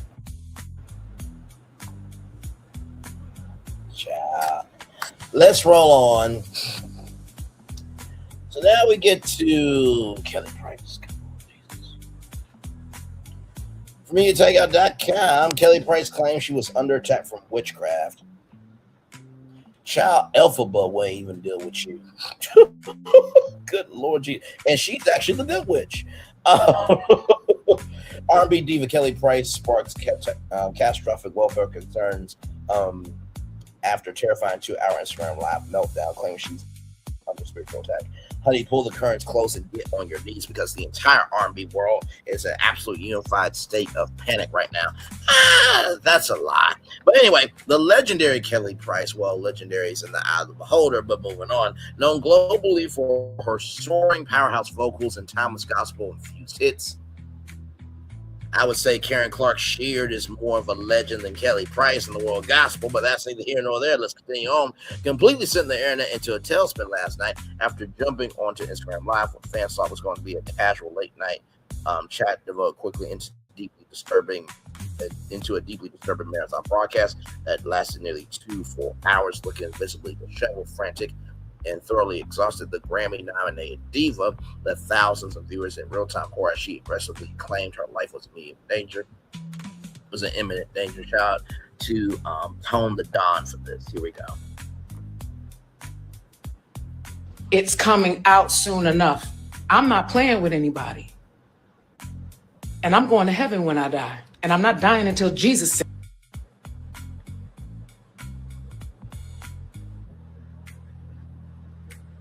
Okay. This is out here is crazy. It's a whole out here. And yes, I'm a kingdom. I'm not church. I'm kingdom. I'm not church. This girl done went and had plastic surgery, build a body, and stop buying dollar store wigs to look like me. She's been stalking me for 3 years. Is this the person here? I'm just asking questions. No shade. No dragging. No hateration. I'm just asking. We in federal court. What's happening next? You want to play? I pray, and I got a whole lot of people that pray with me every night. Let me tell you how God works. Since you've been getting readings on me. You know, sometimes there's a quote that's from a cartoon that asks, does God stay in heaven because he's in fear of what he's created? Exhibit A. To see what the hell is happening. Since you done cloned my phone, tried to change my ticket, locked me out my computer today, sent my friend to the hospital last night. Tried to kill my driver while I was in the car. Let's play. Show up in Atlanta tomorrow if you want to. You clone. Girl, have you been watching Power or Empire? Hey, shit. Okay. On my phone, you know where I live now? Show up in Atlanta if you want to. You know you don't run Atlanta, right? Okay. That's the type of time I'm on. That's the type of time this will be on every blog before I catch my plane in 3 hours. That's the type of time. She has a plane to catch? Somebody is still keeping Kelly Price employed? Oh my. I'm on. I've been keeping my mouth shut because you got little kids. I got kids. I got grandkids, and I'm somebody's mother. But your daughter's a little hoe. You train. Now, see. Now, if somebody said your kids were a hoe, you would have problems. Her the right way. 17 years old, came in the house and tried to sleep with my husband. You put witchcraft on me. Yeah, I never loved that man. First of all, what? 17-year-old sleeping with your husband? Child,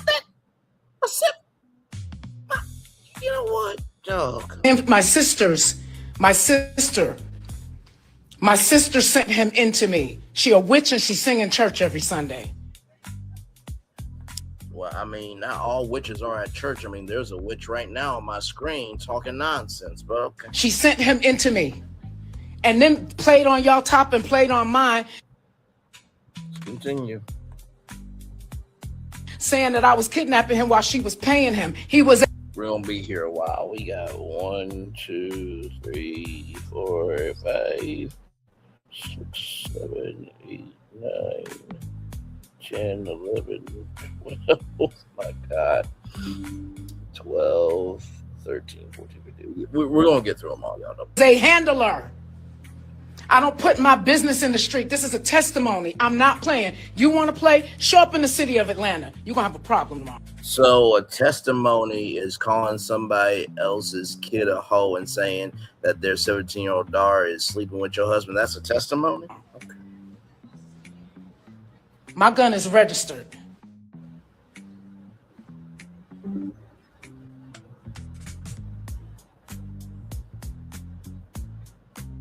God kicking that behind. You ain't got but so long to live. When's your last doctor's appointment? Selling stuff in hotels. You started OnlyFans in my name. This been going on for 3 years. Child, do you have evidence or no? Dating accounts. I want this on every blog in the morning. Show up in Atlanta. Child, just because you asked for it to be on every blog doesn't mean it's going to happen. I mean, we're doing it because it's a topic. It's something that's in the group chat. It has a hold on people, but we're not doing it because we actually care about you. But continue. Security in my building called me tonight after my concert and told me that I just called them.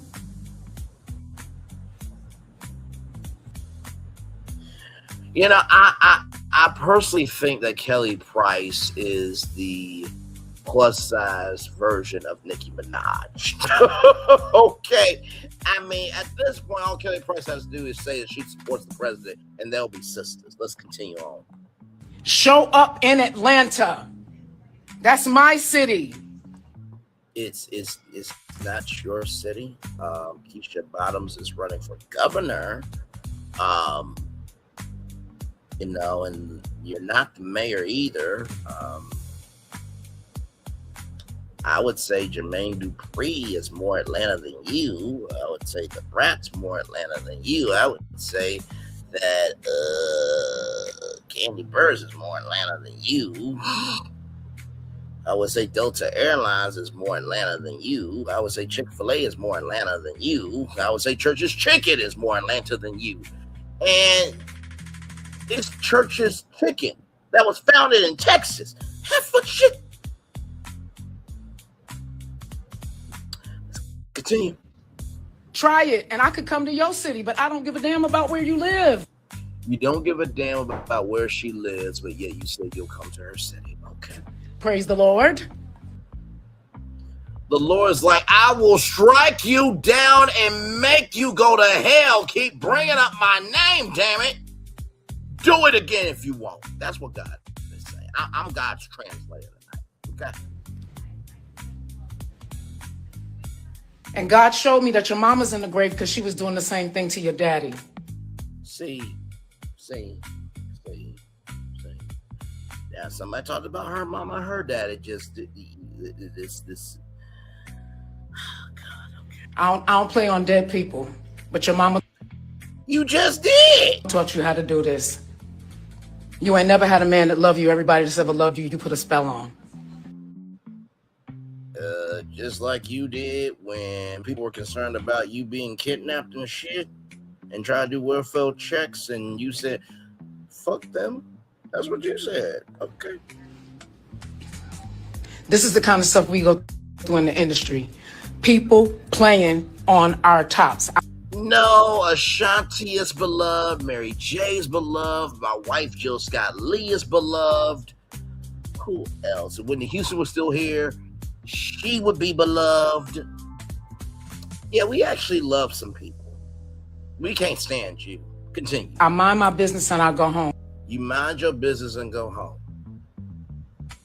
I would love to know who has told these lies, please. I don't bother nobody. A lot of people are angry right now. I don't care. You want to play? Let's play. This is how I stay safe. Child, the person who created all that hell and beyond the gates is more charming than you. What the hell? Do you want me to post your picture on my social media? So when you drive in from dusty ass Mississippi, everybody in the city know what you look like? Child. Build a bitch.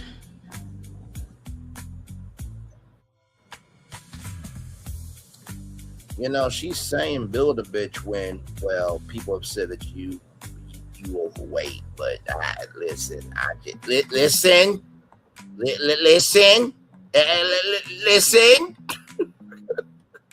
okay. All right. Moving on. Just, oh God, Jesus Christ. Hey, y'all, look at this shit. She live now. She live now. She live right now. Through people as a kid, I would just say what I saw, and my mother would slap me in the mouth. She I was knew I gonna was follow telling all the truth, celebrities, but I but forgot. God I would can show me talk things y'all that grown through people this. were I doing. need you. I need this. And as you know, little kids, they just blurt stuff out. Just like grown women do, like yourself. But moving on, back. Oh my God. Okay, let's keep going. We're gonna get through it together. Don't you worry.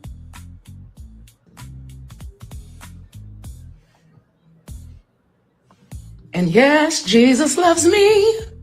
You know that because the demon in you told you to leave me alone. I was too high ranked in the spirit. Jesus does not love you. Stop lying on God's name like that, please. The cops know about it. Something got to happen to me before they give me a restraining order. I don't play with nobody. I go home. No one has ever said that. I go home. I'm sorry that you sat and obsessed over my life. I went through everything. You have a life? Shocking. Wow. I mean, you sound like a more famous version of thirsty toxicity than me, but that's neither here nor there. People call me fat too, dummy. I had to take it to the Lord in prayer. I did let go and let God. Y'all stop being dumb Christians.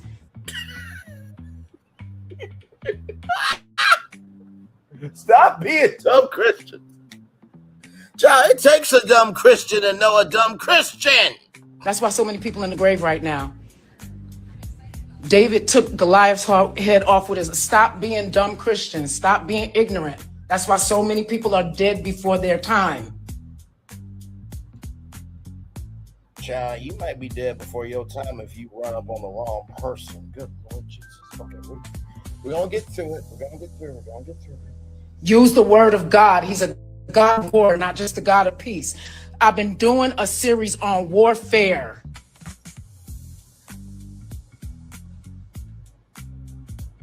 And no one's seen it.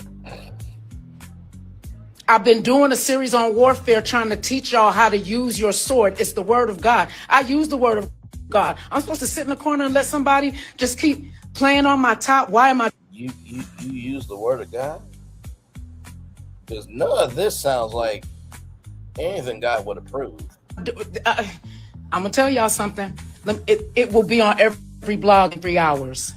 Come to Atlanta if you want to. Oh, yes. Oh, yes. Oh, yes.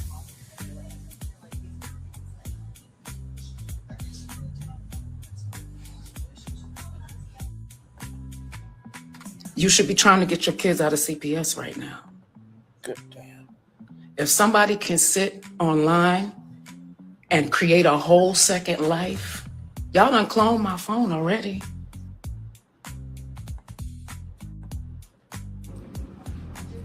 Oh, I've had a builder bitch stalking me for about 3 years. Now you calling somebody a builder bitch when you could look like one yourself. Child, I cannot. You got him. Why you mad? I'm doing this for y'all. Just know. I told myself. And listen, it was witchcraft the whole time. The same sister y'all screamed at me about hired him. She goes to the Dream Center Church. You can't make this shit up. So the person that you say you will go to Mississippi, you hired them? Oh my God. Of Atlanta. She came there after I went there and joined. And she's there every Sunday. Y'all doxed me?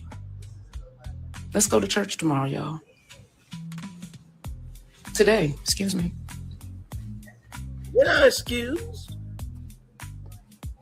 Let's go. You coming to my house? No.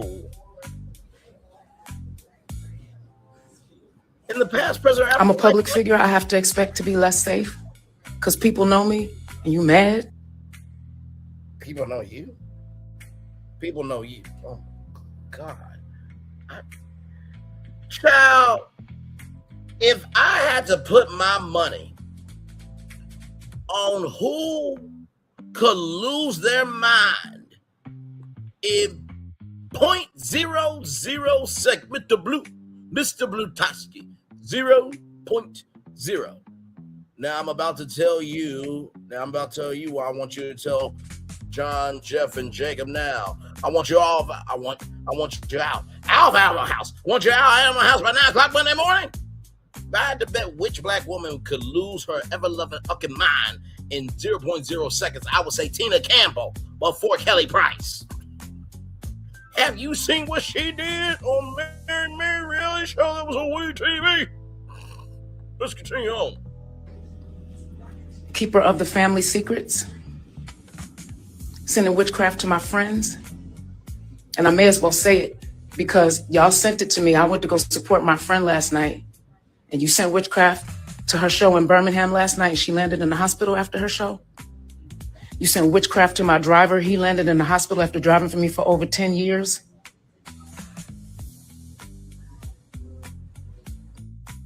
I'm not gonna watch the people drop around me that I love. God's gonna protect them and you going to hell. Now you can go to hell after living for a while. Or you. I feel so sad for her kids. Like, why is my mama a fucking lunatic? What? Can I, you know what? I can't talk to my friends about that. Hey. Y'all remember that few time where he was when he was in the closet. I'm in the closet. I need some help. I don't know what to do. I bet you that's what I get. Hey, there's a crazy black woman speaking to people through a phone. Kelly Price. She's at I don't know. And 1, 2, get her the fuck out of here. That's the zip code. Get your fucking ass here now. Like that's what the kids were doing in the closet. And the dad was just on the outside, just yeah, my kids, just call police. It's okay. Don't worry. I got you. That's what they were doing. You can go to hell. Immediately coming after me.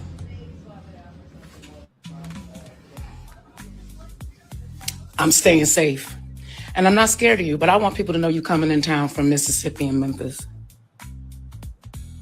Mississippi and Memphis, so you know her manifest? Okay.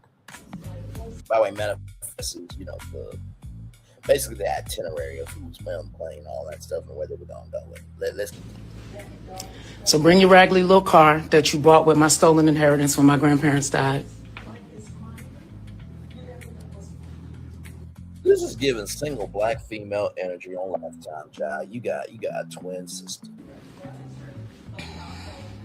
Come to Atlanta. Yeah, we got 1, 2, let's see. 1, 2, 3, 4, 5,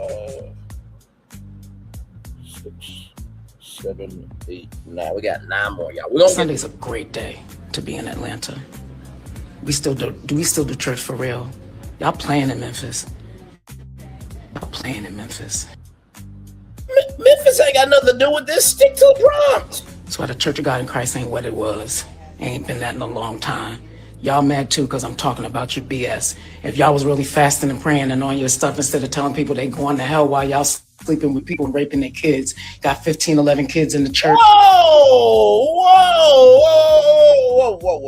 First of all, you can't say that Memphis is doing all that, because not every person in Memphis is doing that. I would like to raise this point of, unless you know what's going on, keep your damn mouth shut. Bruh.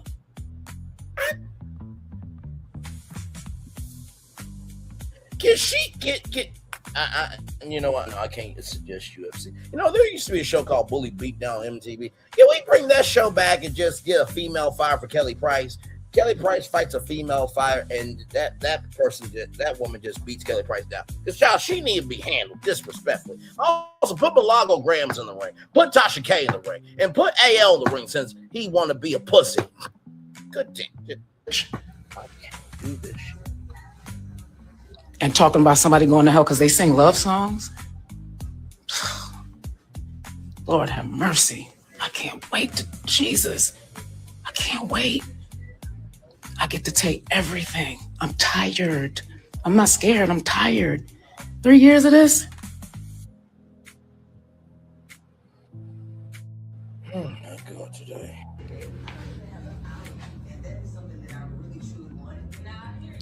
And you mad because when I pray, God hears me? God hears CC Wines before he hears you. Stop it. Okay. Everybody ain't doing magic. Some of us are actually prophetic and have real gifts. I don't go get readings on you. You have a gift? You talk to God, he'll talk back. I hear death in my ear. Death is usually the devil, child. I don't. God's about life, not death. Ooh, okay. We carry high security with glickies all day. You won't know who they are. They blend in the crowd. You was on your way to my concert this week. That's what I heard in prayer this morning.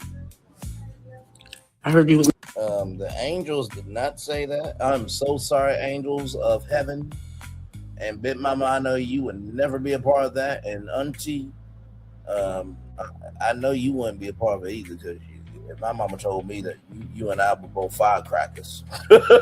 So, listen, the angels of heaven ain't got nothing to do with this hell that's going on right now. Going to die in a car accident trying to drive to Kansas. And you changed your mind, so you figure you stop over in Atlanta and wait for me to get home? Child, why can't we just have Angie Stone still be here upon the earth? People actually like Angie Stone.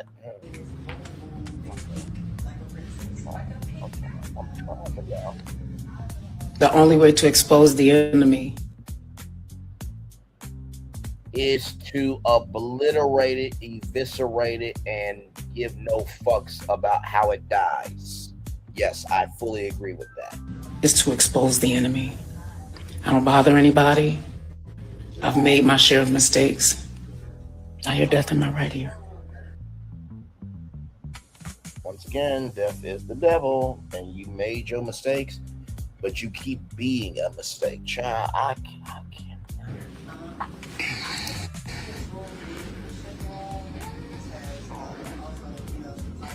Let's play. But I'm not playing because this is not a game for me. This is about my life. But you would know that because you don't have one. You tried to take mine. Once again, if you really have a life, you actually be living it, not walking around your house like you are in an insane asylum of your own demise. It wasn't COVID, it was witchcraft, y'all.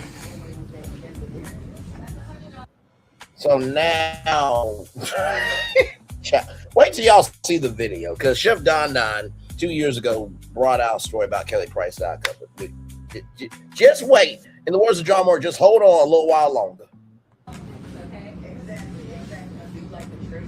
It wasn't COVID, it was witchcraft. I've been waiting to tell y'all that for so long now. I'm talking about myself.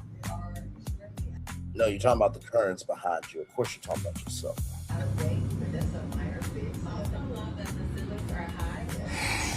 All my eyes were closed. You know what's really sad? This is what Milagro Grams is going to go into, child. I was cloaked. And I don't mean size, I mean soul.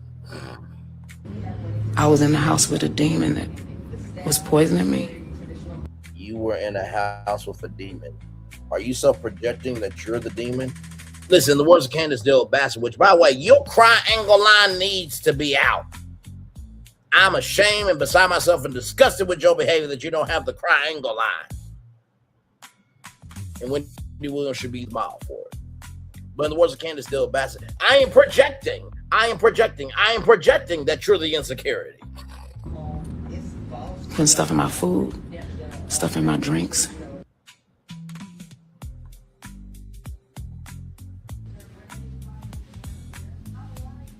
Y'all have seen me support my grandparents down through the years. My mother separated them for the last years of their life and put them in 2 different places. I used to go so I could take my grandfather to see my grandmother. It was her way to get back at her parents, who she hated. She hated holiness. She hated the church. She was in a covenant when I was born. She was in a covenant? Oh my God. So you're trying to talk about this person that did witchcraft, but your mother was in a covenant. Oh God. And you say your mother hated the church, but yet you also hate the church. So the sins of the mother go to the daughter, just like the sins of the father go to the son. Okay.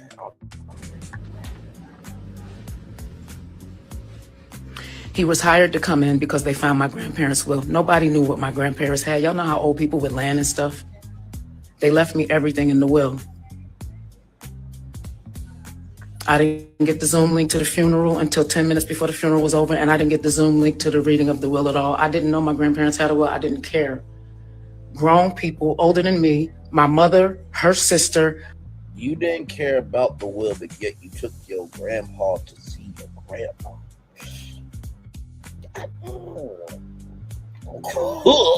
My sister, who y'all supported the whole time, and said, why would... Oh, here we go. I don't mess with my family, and I never talked to them about y'all. I never talked about them to y'all down through the years. I was the keeper of the family secrets. Old school, what happens in this house stays in this house. I didn't feel obligated to say anything like this. If you coming for me, the whole world is gonna know, and they're gonna hunt you down. They've been telling people I do dark magic. It's called prophecy, didn't it?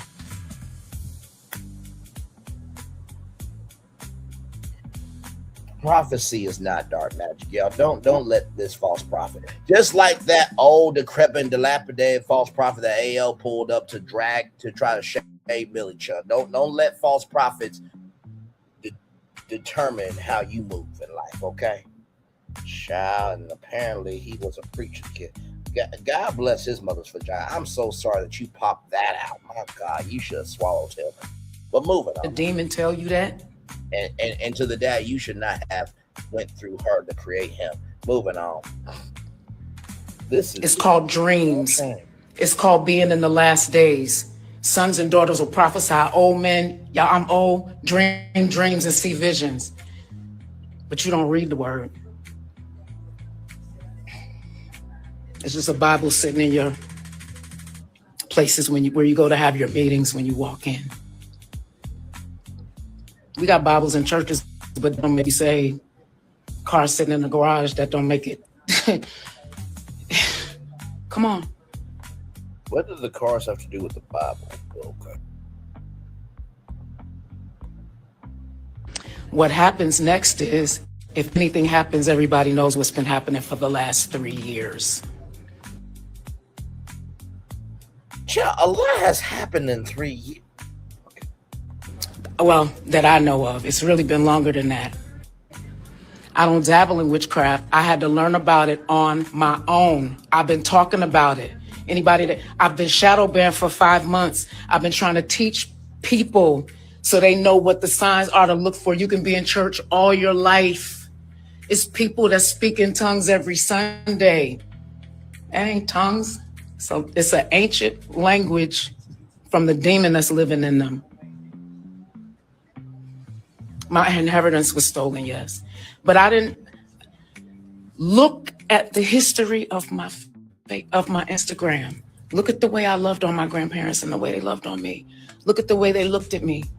Nobody ever went to go see them.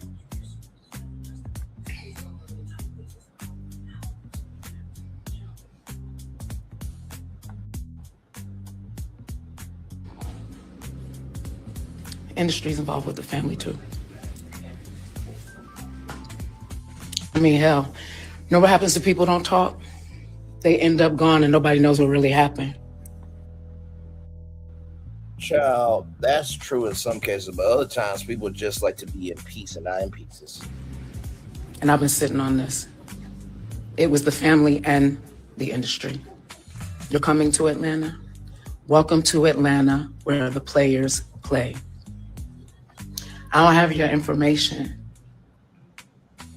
My grandfather laid his hands on me, they knew it. I didn't care about a will. I was taking care of them. But you said you didn't care about the inheritance, though. Okay. But you took your grandpa to see your grandpa, and then you're utilizing their passing to prove your argument for this bullshit. Oh my God. I was removed as a family. All my exes, and I haven't had a lot of exes, but my exes, hell, I married the first nigga that said he loved me. That was my second handle, and my mama was my first. Child, we see why that they were exes. They got away from this. Church boy, right.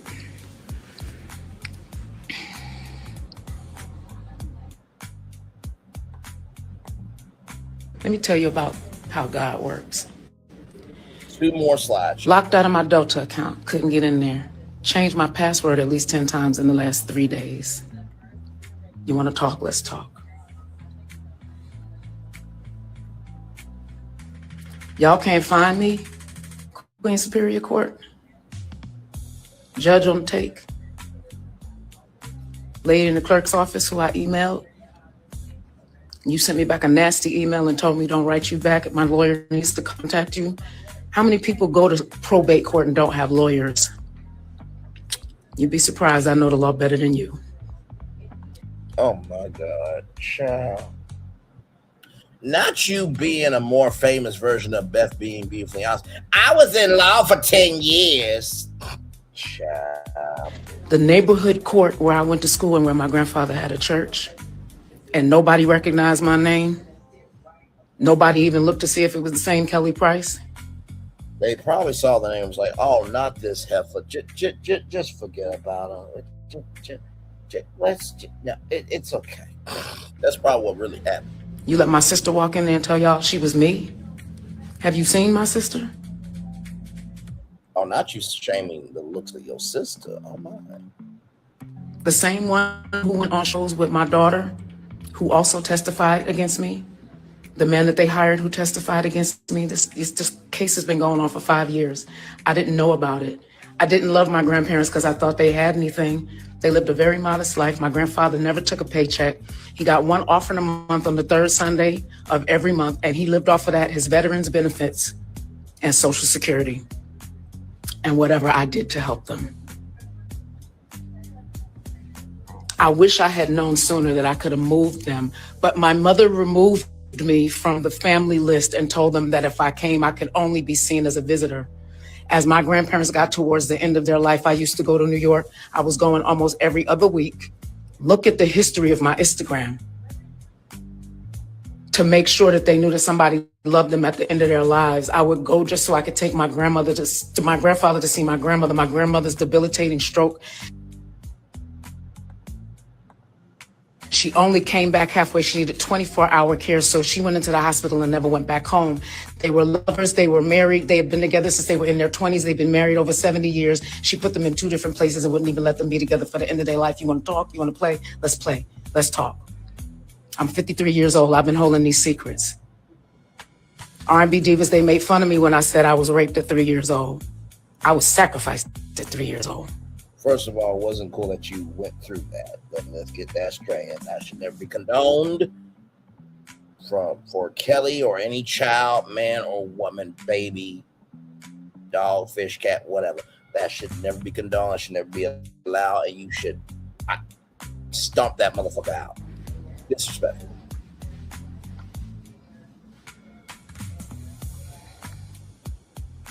Why? Because my mother went and got a reading before I was born. Anybody that knows anything about the occult and witchcraft, you know what I'm saying is true. You coming up Atlanta tomorrow? I'll see you when you get there. You called where I live tonight and spoke to the security in my apartment building while I was on stage tonight in Kansas. They waiting on you too. You know, I just realized, y'all, this is a better looking version of Miss Banshee-nosis. It took me a while.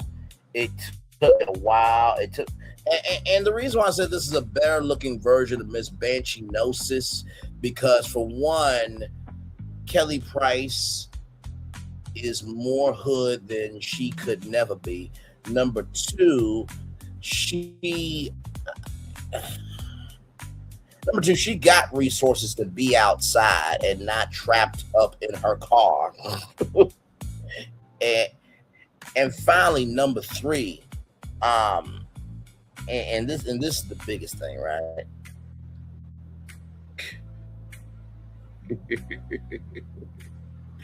The sad thing is people will actually be outside defending Kelly Price before nobody supports Miss Banshee-nosis. It took me a while to realize it. This is a more famous, better looking, better incoherent version and better just overall decrepit version of Miss Banshee-nosis. That's what it is. Ladies and gentlemen, this is Miss Banshee-nosis if she actually looked good, sounded more incoherent, and actually was pleasing to look at. But why would you want to look at something ugly, disgusting, and tired anyway? But moving on.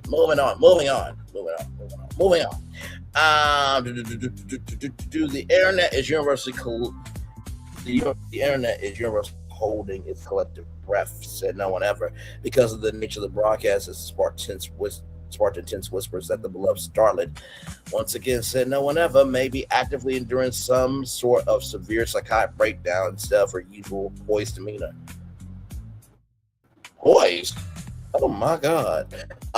She is not very cutesy, mindful, or demure at all. Kelly spent the grueling 2 hours weeping, pacing, and declaring to her followers that she is currently the prime target of a highly coordinated demonic spiritual attack. Sheer panic in her voice was entirely too real. The heavy paranoia radiating through the screen had her comment section completely overwhelmed, with fans frantically begging her close friends and authorities to rush to check her home for an immediate welfare check. Pouring out blood red family secrets as the camera rolled, the singer completely tore down the walls of privacy, unleashing a non-stop torrent of toxic family laundry that left onlookers utterly speechless. No one in her immediate circle was safe from the firing lines. Kelly began aggressively exposing deep, dark secrets surrounding her late mother, sister, daughter, and her estranged husband.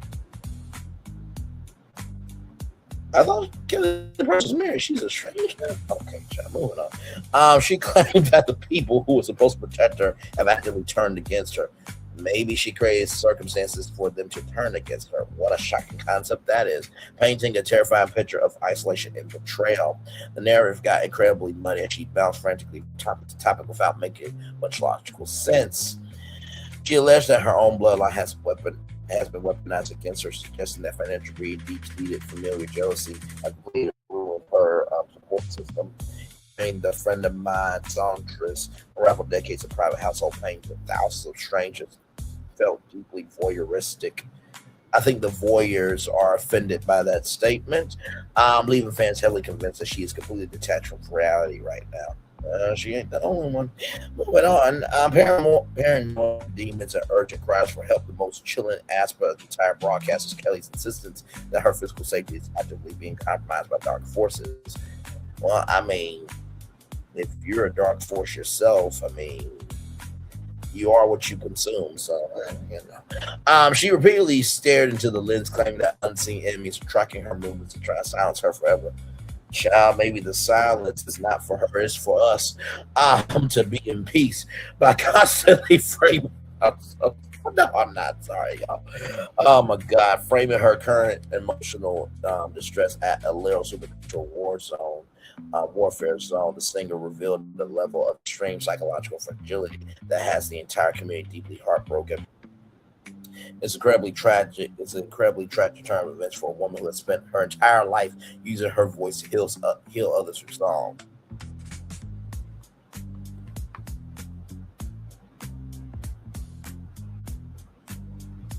I just had to go sleep for a minute. What? Does this article say something important? Because I fell asleep to the bullshit. So industry peers and devastated fans are completely flooding social media timelines this morning, desperately trying to coordinate a real world intervention before the situation escalates any further. Family secrets she spilled are messy, but right now the only thing that truly matters is getting this legendary icon the immediate medical and psychological sanctuary she so desperately needs. Stay tuned, honey, because the streets are actively praying for Kelly tonight. Okay. All right.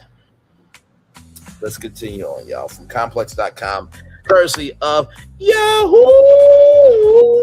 News, everybody. Or Yahoo Entertainment, rather. From Complex, Kelly Price claimed alleged stalker got plastic surgery and cloned her phone.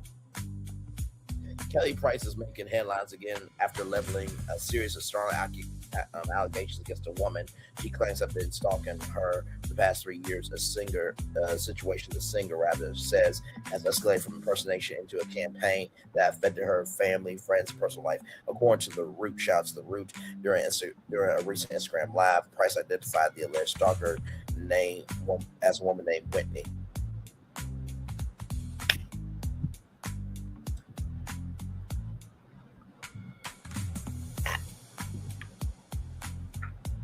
Wow. Shut up! And accused her of going to extraordinary lengths to mimic her appearance. It's just out here is crazy. Takes one to know one. Price said this girl done went out here and had plastic surgery. Built a itch body. Stopped buying dollar store wigs to look like me. She was stalking me for 3 years in federal court. I don't play with demons. I slay them. Kelly Price goes off on a woman, says she stalked her for years on the phone, tried to delete her driver, put witchcraft on her, and claims the woman's daughter tried to sleep with her husband. Everything that you guys just saw. I'm not playing that again. That was too much. Price claims didn't stop there. The singer alleged that the other woman cloned her phone, gained access to private information, locked her out of her computer, created OnlyFans account, her identity, and revealed multiple people connected to her. She also accused the woman of targeting members of her inner circle, claiming the alleged stalker's actions that went friend to the hospital and endangering her personal driver. She cloned my phone. She locked me out of my computer, Price said before, alleging the woman has spent years attempting to infiltrate various aspects of her life. Price also introduced a spiritual dimension to her allegations, claiming the woman had engaged in witchcraft and attempted what she described as a destiny swap. She did not provide evidence for those claims during the live stream. At one point, the singer made it clear that her patience had run out. I do hold my peace. I let the Lord fight my battles.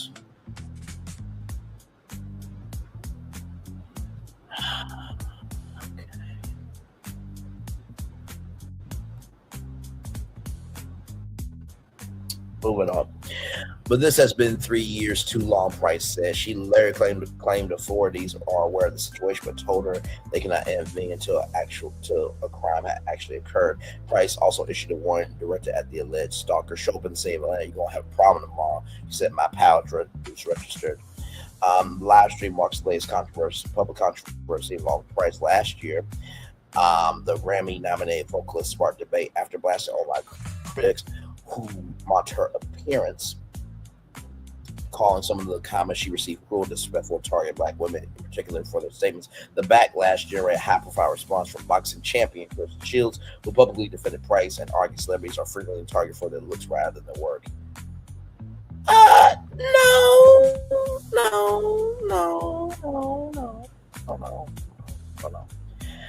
Some people put themselves in situations to be talked about. Okay. Just like Kenya Moore did revenge P to Britt Eady. Yeah, we dragged her because of that. Okay. All right.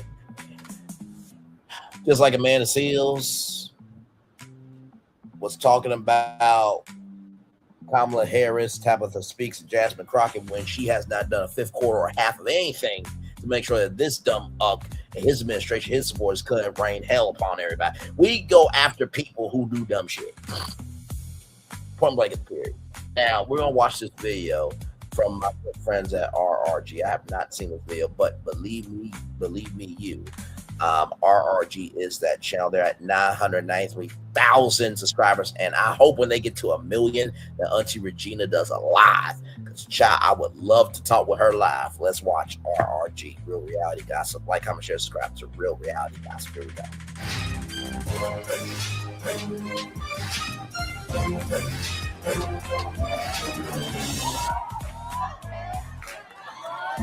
For years, Kelly Price has been one of the most respected voices in R&B, known for her powerhouse. Wait a minute, hang on a second. Oh, wait, hang on. It's been one of the most. So hang on now. We go from this. Okay, listen. I'm just pointing out things. Okay, I'm just pointing out some things. We go from that to this. Does it look clearer on 1 or 2? Does it look clearer on 1 or 2? Does it look clearer on 1 or 2? Now, if we zoom in on her eyes, right? Let's just zoom in on her eyes, right? Let's just zoom in. Are these more pleasant?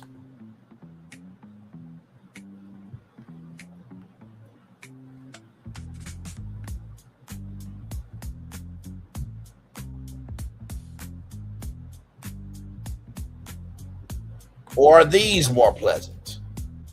Okay, I think we just go back to 1. Okay, let's zoom back out and watch this video. Okay. Respected voices in R&B, known for her powerhouse vocals, gospel roots, and a career that survived decades in an industry that chews people up and spits them out. But lately, Kelly has been making headlines for reasons unrelated to music. I'm 53 years old and I don't have time to play games. And with people playing on my top, y'all are shady as fuck. They brought up Tanisha Thomas. By the way, Tanisha Thomas has lost a lot of weight, and she has evolved from Bad Girls Club. So proud, Tanisha. But y'all were shady boots. Y'all were shady boots. And with people playing on my top, I keep saying, you haven't started a battle with me. You started a battle with heaven. Fans are concerned after the singer shared a series of Wait, Bishop T.D. Jackson speaking for all of a battle with heaven. Fans are concerned after the singer Bishop T.D. Jackson speaking for all of heaven. Heaven looking like, bitch, I know you. Shared a series of shocking claims involving an alleged stalker, identity theft, and a situation she says has been taking place behind the scenes for years. What started as a few comments quickly spiraled into allegations involving cloned phones, impersonation, private information, and even threats to people in Kelly's inner circle. And as the story unfolded, many people were left asking the same question. Is Kelly Price exposing a terrifying ordeal that nobody took seriously, or is there something much bigger happening here? Either that or she got her hands on a bad batch of some of that ooh-wee. Whoa. What's that? I just built a budgeting app with Base 44. Guys, Nina just built an app. Impossible. Nina can't code. What, Auntie Regina? I'm not accusing, or nothing like that. I'm just saying. But before Auntie gets us shut down for being all up in somebody else's business, Why I gotta be my fault? don't forget to scoop up something to munch on at rrgsnacks.com, our online concession stand that has an assortment of Applewood smoked bacon jerky, freeze-dried goodies, and butter toffee peanuts. To give you a better idea of why we're really worried about Kelly, we have to take you back to 2021. Kelly got diagnosed with COVID and was admitted to the hospital. Her family told TMZ they remained in contact with Kelly while she was hospitalized, and her children visited her multiple times throughout her stay. However, about 3 weeks after she entered the hospital, her children received a call informing them that Kelly had been discharged. And that was when things got crazy. Her family contacted the authorities and told them that Kelly's boyfriend was keeping them away from her, and they were extremely concerned. From there, they reported her missing. Reported her what? Fix it, Jesus. Days later, Kelly contacted TMZ and stated that she was never missing. She said she had isolated herself as she recovered from her illness and was avoiding her family, whom she said didn't routinely stay in touch with her anyway. She also explained that her battle with COVID was a serious one, and she actually flatlined at one point and had to be brought back to life by doctors. Look at God. He fixed it. She alluded to some drama with her family, but she didn't spill the beans until 4 months later. In an interview with Vlad TV, Kelly alleged that while she was recovering from COVID, her sister tried to place her under a conservatorship to take control of her finances. According to Kelly, the move wasn't about helping her recover, it was about gaining access to her money. What in the Britney Spears is going on here? What in the Wendy Williams do we have here? And then fast forward to September 2025. During an Instagram Live rant, Kelly single-handedly alienated her entire fan base. She said she was sick and tired of the body-shaming comments under the social media posts from her most recent show. And while you looking for a new job, I'm still going to be selling out theaters and venues, looking like a fat slob in clothes that you said that I look nasty in. And my feet are so damn big, and who dressed me, I'm still gonna be making my money. Well, damn. Most of your boy probably gets asked to do this look so many damn times. But here's the thing though, right? Not everybody was saying that about Kelly Price. I mind the business that pays me, okay? I haven't said not one thing about Kelly Price, except the thing that I'm going to show you here in just a minute, okay? So let's continue on, child. Okay then, fatty. I mean, you mad as hell, ain't it? Oh, but that wasn't it, Auntie. She called black women the nastiest, most disrespectful people and referred to them as DEI hires. What in the Blacks for Trump is going on here? What in the MAGA fix-it ancestors? Fix it. Look at my African American over there. Look, everyone, look at my African American over there. My nick. No, I can't say the ER word. My you can't say the GA word. No, I can't say that either. Well, look at my black over there. Can I say Negro? Look at my black Negro over there. Today. Black women, you are some of the most nasty, disrespectful people on God's planet Earth. As a black woman is speaking, nasty, disgusting, and vile things. Okay, child. Things that you say about other black women, but you're an activist, and you are educated, and you are this, and you are that, and you are the other. You gotta laugh to just keep from going off. You women activists out here, you DEI hires who getting ready to lose your job if you haven't lost it already, because guess what? I haven't lost mine. And Child, had not been from Motown, all black artists would have been DEI hires. But moving on, and that includes you. Gonna lose it. Because while you fighting for somebody in another culture to get your job, God gave me my voice. Now, as far as Kelly saying black women are her nastiest critics, it may feel true to her, but the logic doesn't hold up. The reality is much less complicated than Kelly makes it seem. Black women have been the foundation of her career from the very beginning. They're the ones who purchased the albums, streamed the music, packed out the concerts, and supported her through every high and low. So when criticism comes her way, it's naturally going to be more visible among black women, since they're the largest and most engaged segment of her audience. Well, that makes sense. I'm sure it don't make sense to her, though. She ain't thought about it like that. You can't spend decades building a career off the support of a particular community and then act shocked when members of that same community have opinions about your actions. That's the reality of having a fan base that has invested in you for years. And then there's the irony of it all. If black women were truly her worst critics, her career wouldn't have existed in the first place. In my early days as an advertiser, running commercials on TV was guesswork. I knew TV. Hello, bestie. Let that hoe know. While people were more than willing to wash their hands of her, the backlash died down quickly, and everyone moved on to the next scandal. But leave it to Kelly to drag the public right back into some tomfoolery.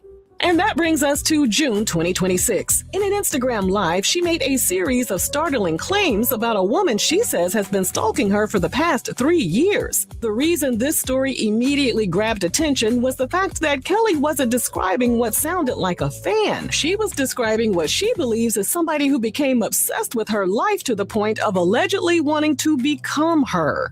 According to Kelly, the woman had spent years attempting to infiltrate various aspects of her personal and professional life, and even her identity. This girl done went and had plastic surgery, build a body, and stopped buying dollar store wigs to look like me. She's been stalking me for 3 years. Now, wait. Hold on. Wait a damn minute now. Wait a minute. Kelly ain't a bad-looking woman at all. But who in the hell is trying to undergo... By the way, I love how they just threw it to Taraji P. Henson here. But who in the hell... And let me tell you something. Taraji P. Henson is cookie line child. If I was Terrence Howard, I've been trying to screw her every damn chance I got when I was on the 7 Empire. That would have just been me. Taraji P. Henson Lee, it has a wonderful ring to it, but that's neither here nor there. Let's continue on. Is trying to undergo surgery, go all up under anesthesia to look like her. You know, if I was going to go look like somebody, I would choose, Beyonce or hell, even Blue Ivy before I picked up a picture of Kelly like, doctor, this is what By the way, can you not tell that Beyonce like guy like that? Okay, listen, she is better as a full-figured woman. Okay, trying to look like yeah, bye. Where they do that at? Now, most people have copied a celebrity hairstyle, purchased a similar outfit, or felt inspired by someone's image at some point. That's completely normal. But psychologists have long distinguished between admiration and identification. Admiration allows a person to remain secure in who they are while appreciating qualities they see in someone else. Identification, particularly when it becomes extreme, can lead to a person measuring their own value against another person's life and believing they would be happier if they could somehow become that individual. Basically, the series Swarm with Dominique Fishback, which, by the way, Dominique Fishback, she's going to be an EGOT winner, believe you me. Moving on. To researchers who study celebrity obsession and parasocial relationships, some individuals become so emotionally invested in a public figure that they begin blurring the line between themselves and the person they admire. The celebrity stops being viewed as a separate human being and becomes a symbol. They represent beauty, success, popularity, influence, wealth, validation, or some other quality the admirer feels is missing from their own life. In those situations, the fixation is rarely about the celebrity themselves. It's about what the celebrity represents. When Kelly described a woman allegedly altering her appearance to resemble her, this is a major red flag. Because if someone genuinely becomes convinced that another person's life contains everything they desire, copying a hairstyle won't be enough. Yolanda Saldivar. I'm looking at you, girl. You're raggedy, obsessed heifer. Had the nerve to take Selena's life. In most cases, the goal becomes access to the celebrity's life. And according to Kelly, that's exactly what happened next. Kelly alleged that the woman cloned her phone, accessed private information, and logged her out of her own computer. As Kelly continued sharing her story, she introduced another allegation that raised even more eyebrows. According to her, someone had allegedly created an OnlyFans account using her identity. Bullshit. Now.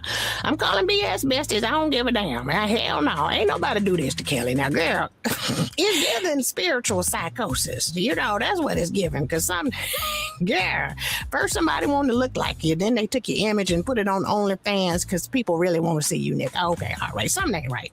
Well, Auntie, AI-generated content, deep fakes, and online scams have become a normal part of internet culture in recent years. So it's not as unbelievable as you think. Maybe not that part, but the looking like Kelly part. Now, come on now. Kelly also claimed that the situation didn't stop with her. According to her, people within her inner circle were affected as well. She alleged that friends and associates became entangled in the situation and that the consequences extended beyond her own experiences. Kelly even suggested that one friend ended up hospitalized and that her driver had been placed at risk.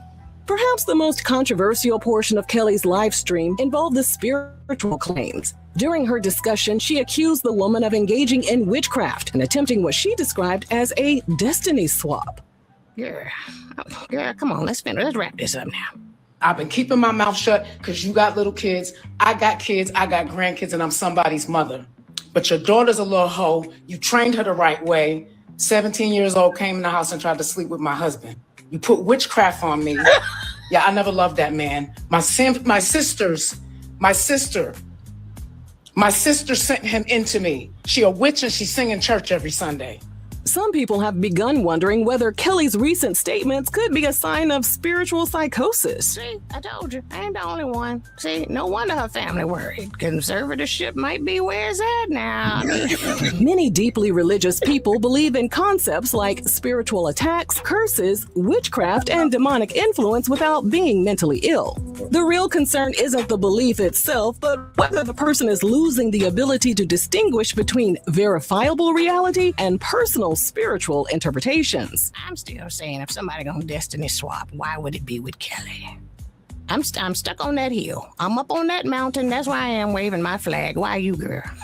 What's making people uncomfortable is the blending of serious real-world allegations with increasingly supernatural explanations. When someone begins attributing every negative event to a coordinated spiritual campaign, it can raise questions about whether fear, trauma, paranoia, or genuine religious conviction is driving the narrative.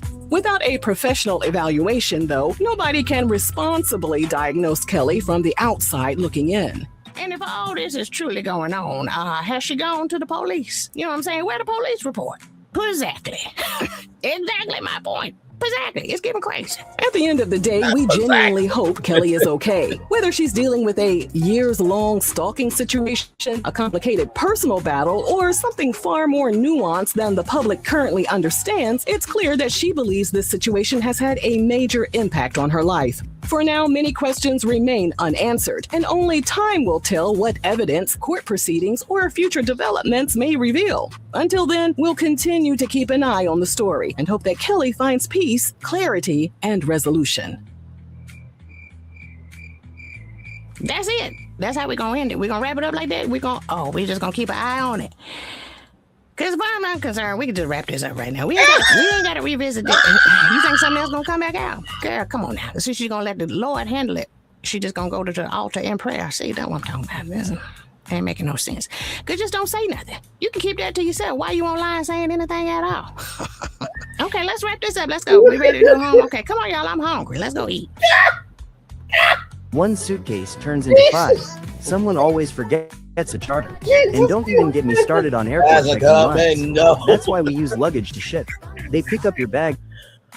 Oh my God, RRG will get you every time. Now, listen, This is a live stream that I did 2 years ago, right? So we're just going to just listen to some things, okay? I don't see the comment on the thumbnail, but I'm going to read it to y'all once again.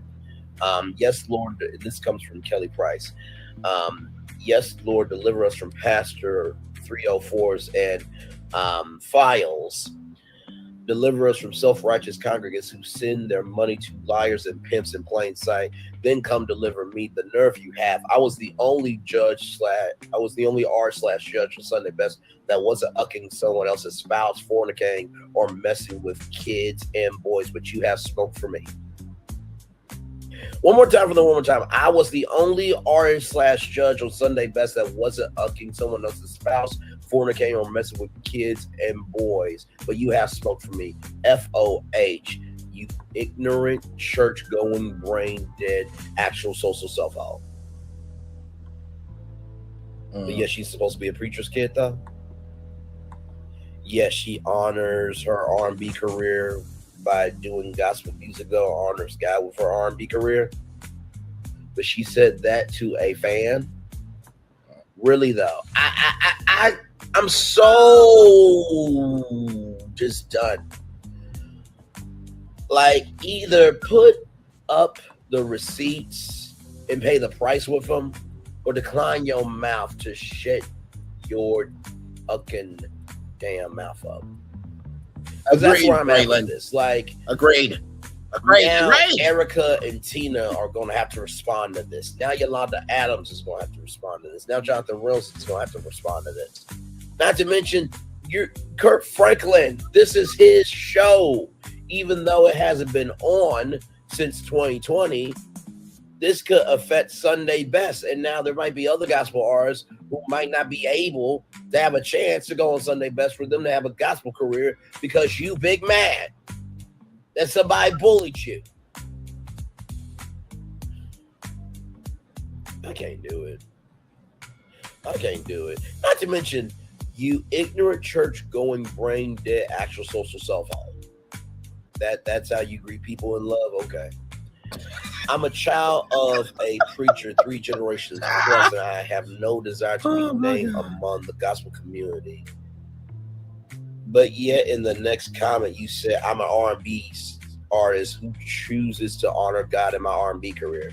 But yet you don't want to be a part of the gospel music industry, or you don't want to be named among the gospel community. I'm really confused here. Wonder why you don't, because you already know what it is, and are content to be a part of the cover-up that has happened for generations. It is so unfair to say that classy_queen_T is a part of the cover-up that's happened in the gospel industry for generations. Because guess what? To be real with you, there's been a lot of this ish happening in every industry, Kelly Price. So get off with that shit. Get off that shit. Because it's completely disrespectful. My advice is get off my page now, or prepare for me to tear you a new one every time you are stupid enough to come to my page with your self-righteous pity. This is what Kelly Price said 2 years ago. Yeah. Check your gospel artists who sell for careers because they weren't good enough to compete in the deep waters of mainstream. Names need not be called. You already know who they are. Clown. This was classy _queen_T said. You sound angry and demonic. It's actually sad to watch and read.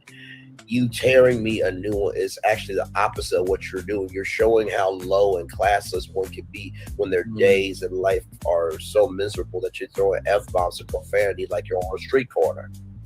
Shame on you as a woman and so-called child of God, sticks and stones. With everything else going on in the world, you choose to go on profanity, tirade in front of your audience. The life God allowed you to have, and this is how you choose to respond. Seek the kingdom of God. Pray for you and your equal spirit, Lord, have mercy. Woo. Child still in all these years later. Very well say. I'm happy to be the clown. It's just you don't like what you see in the mirror. Hence the reason for your meltdown on this app. God allowed me to see a new year. I won't use it to entertain the devil. Now, Authentically Ray asks here, now wait a minute. Want to know which judge was doing what, but wow. right here. I'm not angry. I'm just over it. No, you were angry. You were angry. Hey, Colton, welcome in. You were angry. You were absolutely angry, because if you were angry, you would not have said, and Lord Jesus, the receipts to use against you, it shouldn't be this easy word. So you're not angry, but you said, and I quote, FOH, you ignorant church-going, brain-dead, astral social self-hole. Really? You weren't angry, but you said that. Okay. That part, Brown. That part right there. Now, let's do, where are we here? We're at 16. Let's jump ahead a little bit to right here.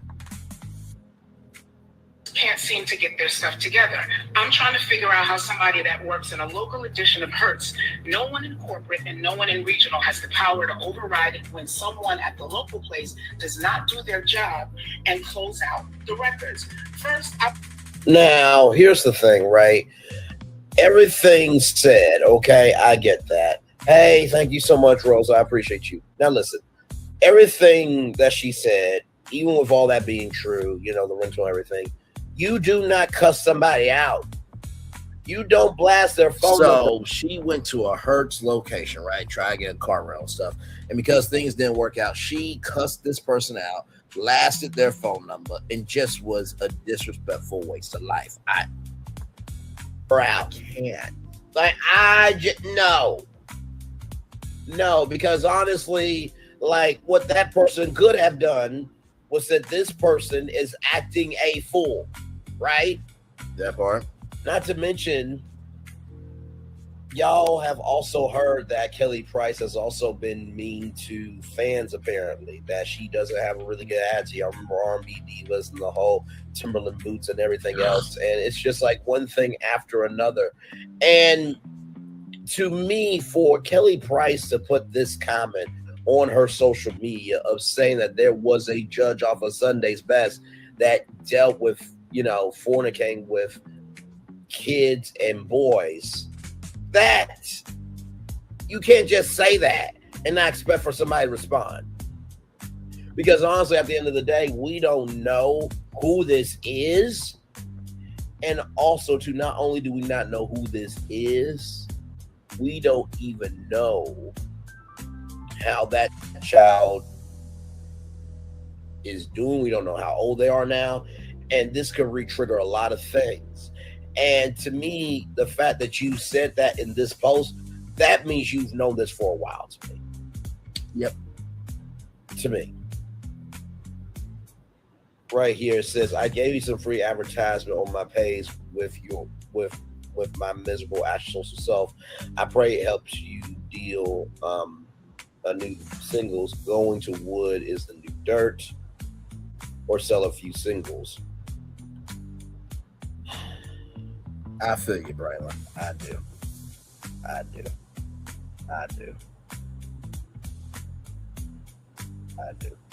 Let's continue on. And suffered violence, and the violent take it by force. I am not from the generation that will allow you to disrespect me in the name of Jesus. Okay, child. And say that unless I accept that, I'm not truly a child of God. I've stayed in a marriage for more than 20 years to the son of a preacher, as I was the daughter of a preacher. He treated me like shit. He made more than 10 children on me while we were married.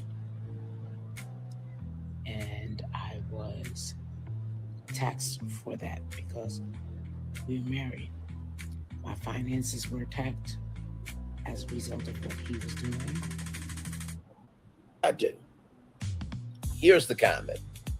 Yes, Lord, deliver us from pastor 304s and files. Deliver us from self-righteous congregants who send their money to liars and pimps in plain sight.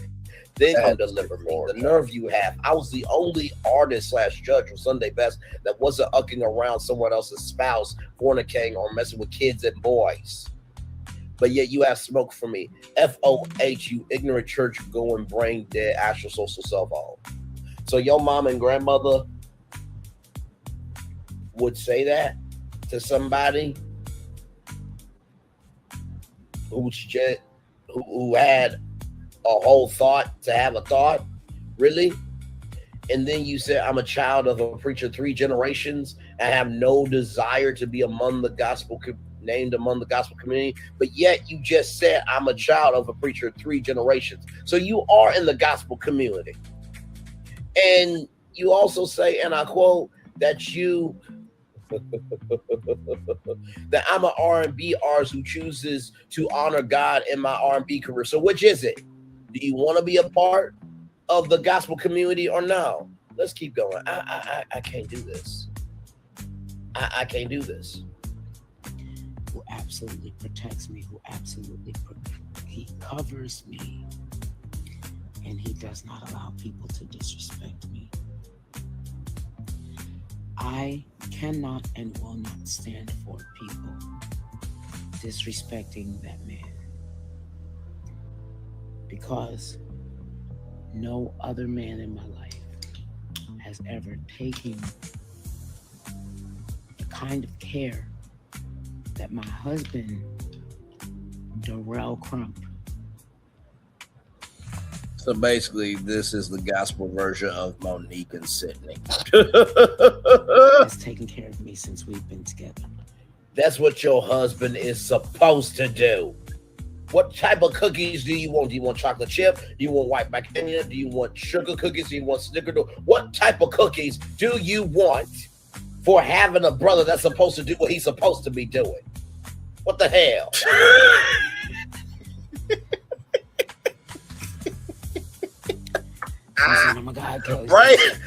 Braylon's a killer, man. I gotta tell you something. I'm a preacher's kid, but I was also raised in the south side of Jamaica. My father, before he came to the church, was a drug addict. His brothers were drug dealers. Okay, let's continue on, y'all. So check this out. This part right here, I want you to listen to this. Okay, I want you to listen to this. And try to make comments like, you need to try to find out whether next time you're going to go on a tour. First of all, those people who punch time clocks gave your ass a career. That part. So she was basically downing 9 to 5 people. Basically, she was being a plus size B. Simone. You guys remember when B. Simone said, I don't want no man who worked 9 to 5, and she went from $1 million a month down to $10,000 a month. Moving on. No. You know how many people have lost their jobs since 2020? You know how many people lost their kids? You know how many people lost their grandparents? Yep. People only do what they know to do. That part. And those 9 to 5 people are some of the most generous people that you will ever meet. And last time I checked, in order for anybody to, in order for you to have a career, somebody has to give a damn about you. So those same 9 to 5 people have supported you for this long, but yet you going to drag them because they have an opinion about you. You the one who put yourself out here boasting about all the songs you wrote. Okay, Jermaine Dupri is a great songwriter too, in the Hall of Fame. Okay, cool. Damn, you don't get to disrespect the fans that got your ass that check. You don't. Gonna say, why you punching time clocks? Well, guess what? You still punching in a clock because you got projects to do. So everybody punches in on a clock some damn where. For some of us, it may be a job from 9 to 5, and some of us may be punching in terms of being an entrepreneur, having many things to do. But either way, somebody's punching in something some damn where. Now clock that T, Braylon. Clock that T. Clock that mother-ucking T, Bray. Yes, indeed. Let's keep rolling. I never go on tour again. I get checks for all the music that I've written. I get wires for all the music that I've written. I don't have to, and I've been doing that since the early 90s, so I don't have anything to prove to anybody. I don't have anything to prove to anybody. What I wanted us to do... Child, her and Kim Burrell could be sisters. Is learn how to be protective and respective of who we are. Our talent gets robbed on a daily basis. God gave me my ability. He passed it down through my grandmother and my mother.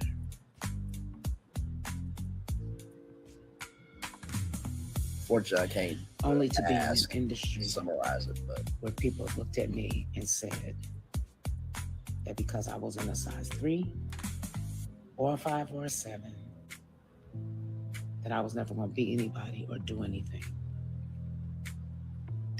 Meanwhile, the songs you love the most came from the pen that I held. Even the way it was sung came to you that way because I did the demo, I did the background singers part. By the way, that's what you're supposed to do as an artist when you singing music. And imitate what it was that I had already done. The list is too long. So you're basically saying what you're supposed to be doing in the game. Everybody has to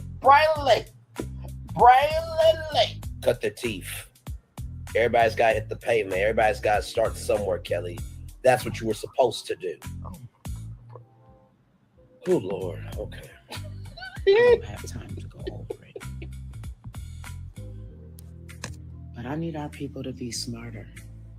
You start, the we'll reason follow. why we are continuously taken advantage of is because we are so willing to be the person or persons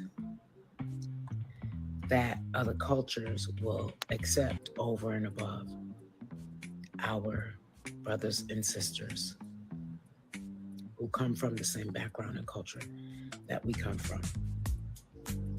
I wouldn't lie to you and tell you that I was always the popular kid in school. I was poor. I walked to school with holes in my shoes and would have frostbite by the time I got to school. But I always knew that I was destined for more than what.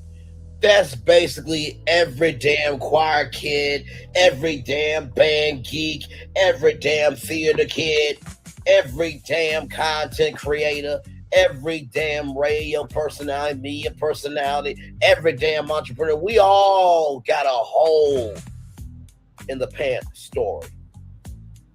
We all got a broken shoes story. Let me tell you something. Be real with y'all. There was a thing called ULAR, Share America. Yep.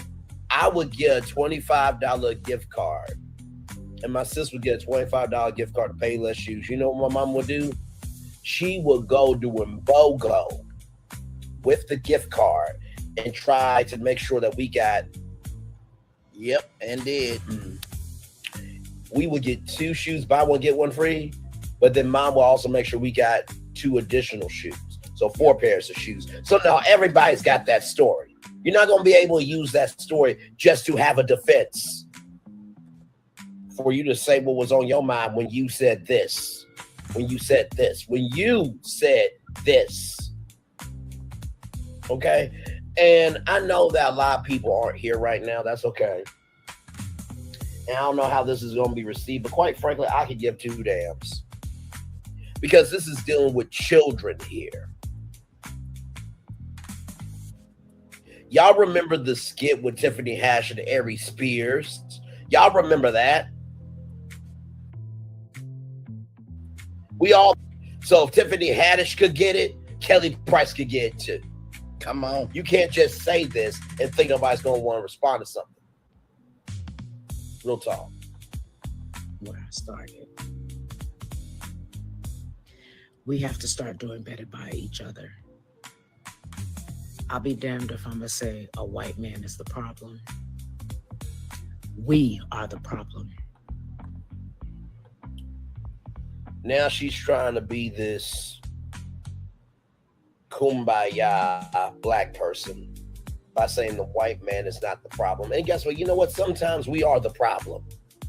But it's not everybody that's the problem. You said, and I quote, this. You said that in a argument to Facebook. Yep. And now guess what? All the judges are going to have to respond to this. I'm trying to find the...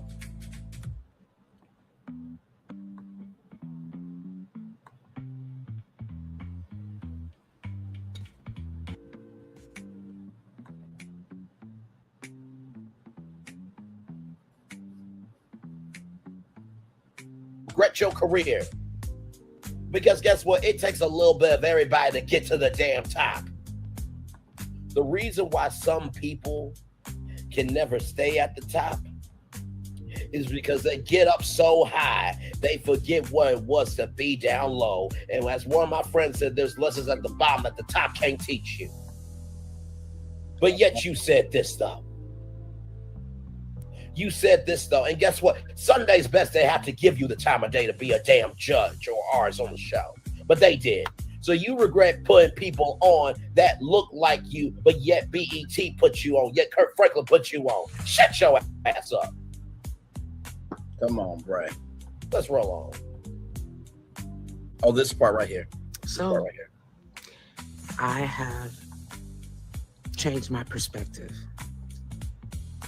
If you are a black business, I hope you're integral and I hope your product is good.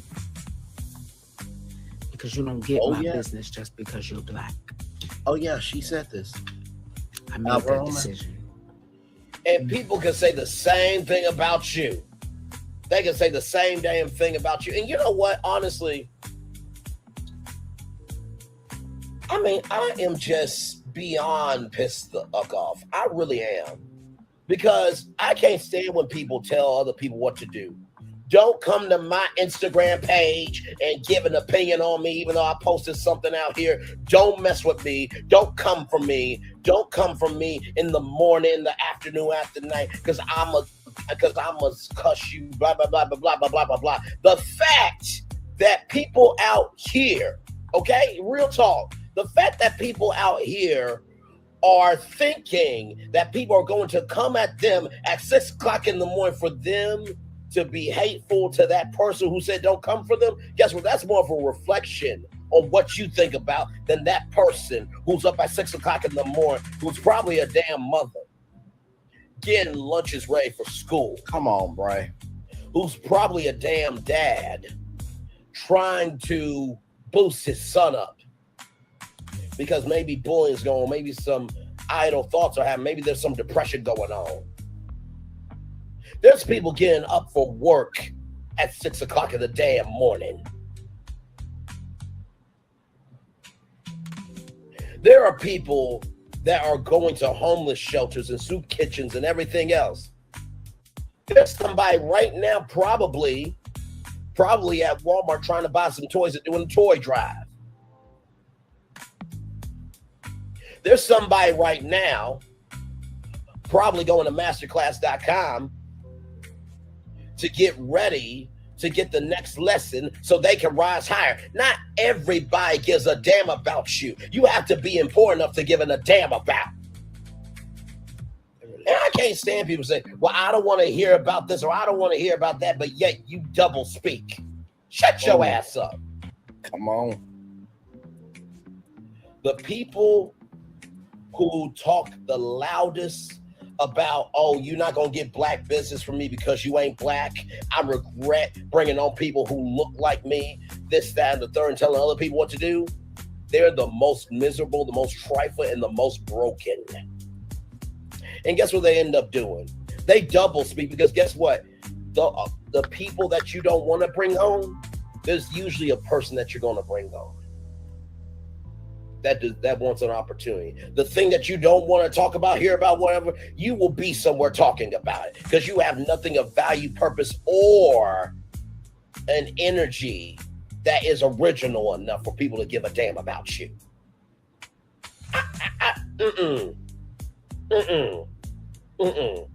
If you're grown enough to say some ish, stand 10 toes down on that ish. Come on. I'm gonna say that I hope your product is good and you have integrity. Really? Really, but yet you said this. Sunday Best is a product, right? Sunday Best has integrity, has produced 10 amazing gospel singers. Or did you have the mindset for Sunday Best as well? Let's keep rolling. I got time today. I got time today. You don't get my business because you're black. If you are black and you get my business, it's because you are producing a product that is quality and you meet your deadlines. And you are going to get my product to me on time and it is going to be well presented. Your color does not decide whether or not I'm going to spend my money with you. Because the truth of the... So your color is not going to determine if she spends money with you. Can we say the same thing about you and your damn music? Because people love Jill Scott because she is that sister. People love Tracy Ellis Ross because she is that sister that can act. People love Angela Bassett because she is that sister. People love Monique because she is that one. Monique has been long far gone, but Monique is still a legend. Okay, listen. You know, I said this about Jada Pinkett Smith on AT Aliens Live, that Will Smith will have chapters. Jada will be in the chapters. There's a difference. Whitney Houston has been in many chapters. You have been mentioned in chapters. Y'all ain't the same. You a citation in a paper. You ain't using the damn paper, Kelly Price. Shut your ass up. I think y'all get the point. She did too damn much. As being somebody that did too damn much. By the way, shout out to Jay Nolan. I love this brother. One of the greatest content creators, and I think he's married to Jamie. That's me. But as you can see here, the defendant asked this court to definitely suspend a $75,000 money judgment while simultaneously conceding that she has no liquid assets, no ability to pay, and no means of securing the judgment. That mission is not basis of belief. It is the danger that supersedes bond exists to prevent undersell law. A full bond is the norm for staying a money judgment, and the burden rests squarely on the judgment debtor to justify any departure. Far from carrying that burden, defendant's own representations establish the very risk that the bond exists to guard against. The plaintiff will be left with an empty, uncomfortable judgment after a meritless appeal runs its course. So this is Jay Nolan talking about the fact that Megan Sound wants her money now. As you can see in the title, opposing Malaga Graham's motion to hold payment. By the way, I want to play this because the song, my God, is amazing. I just want y'all to hear this real quick. It's Nolan. Now, before we get started, make sure y'all hitting that like button. Make sure y'all sharing it on your respective platforms. Let somebody know what we're doing I just today. want you to listen. Now, let's get into the show. Listen. Honor my niggas whenever I speak. A hustle each day of the week. Honor my wife and my son. I can't hang with no sucker. These niggas be weak.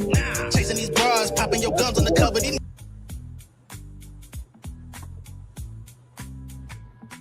Oh, that's the family. There's something freestyle. No. Give me a moment, y'all.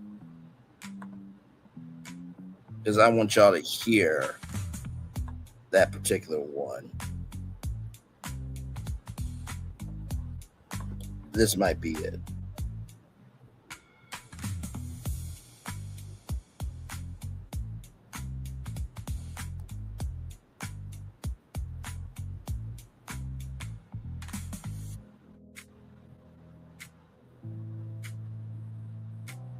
Where's the family over? No, I'm looking for the family over fame.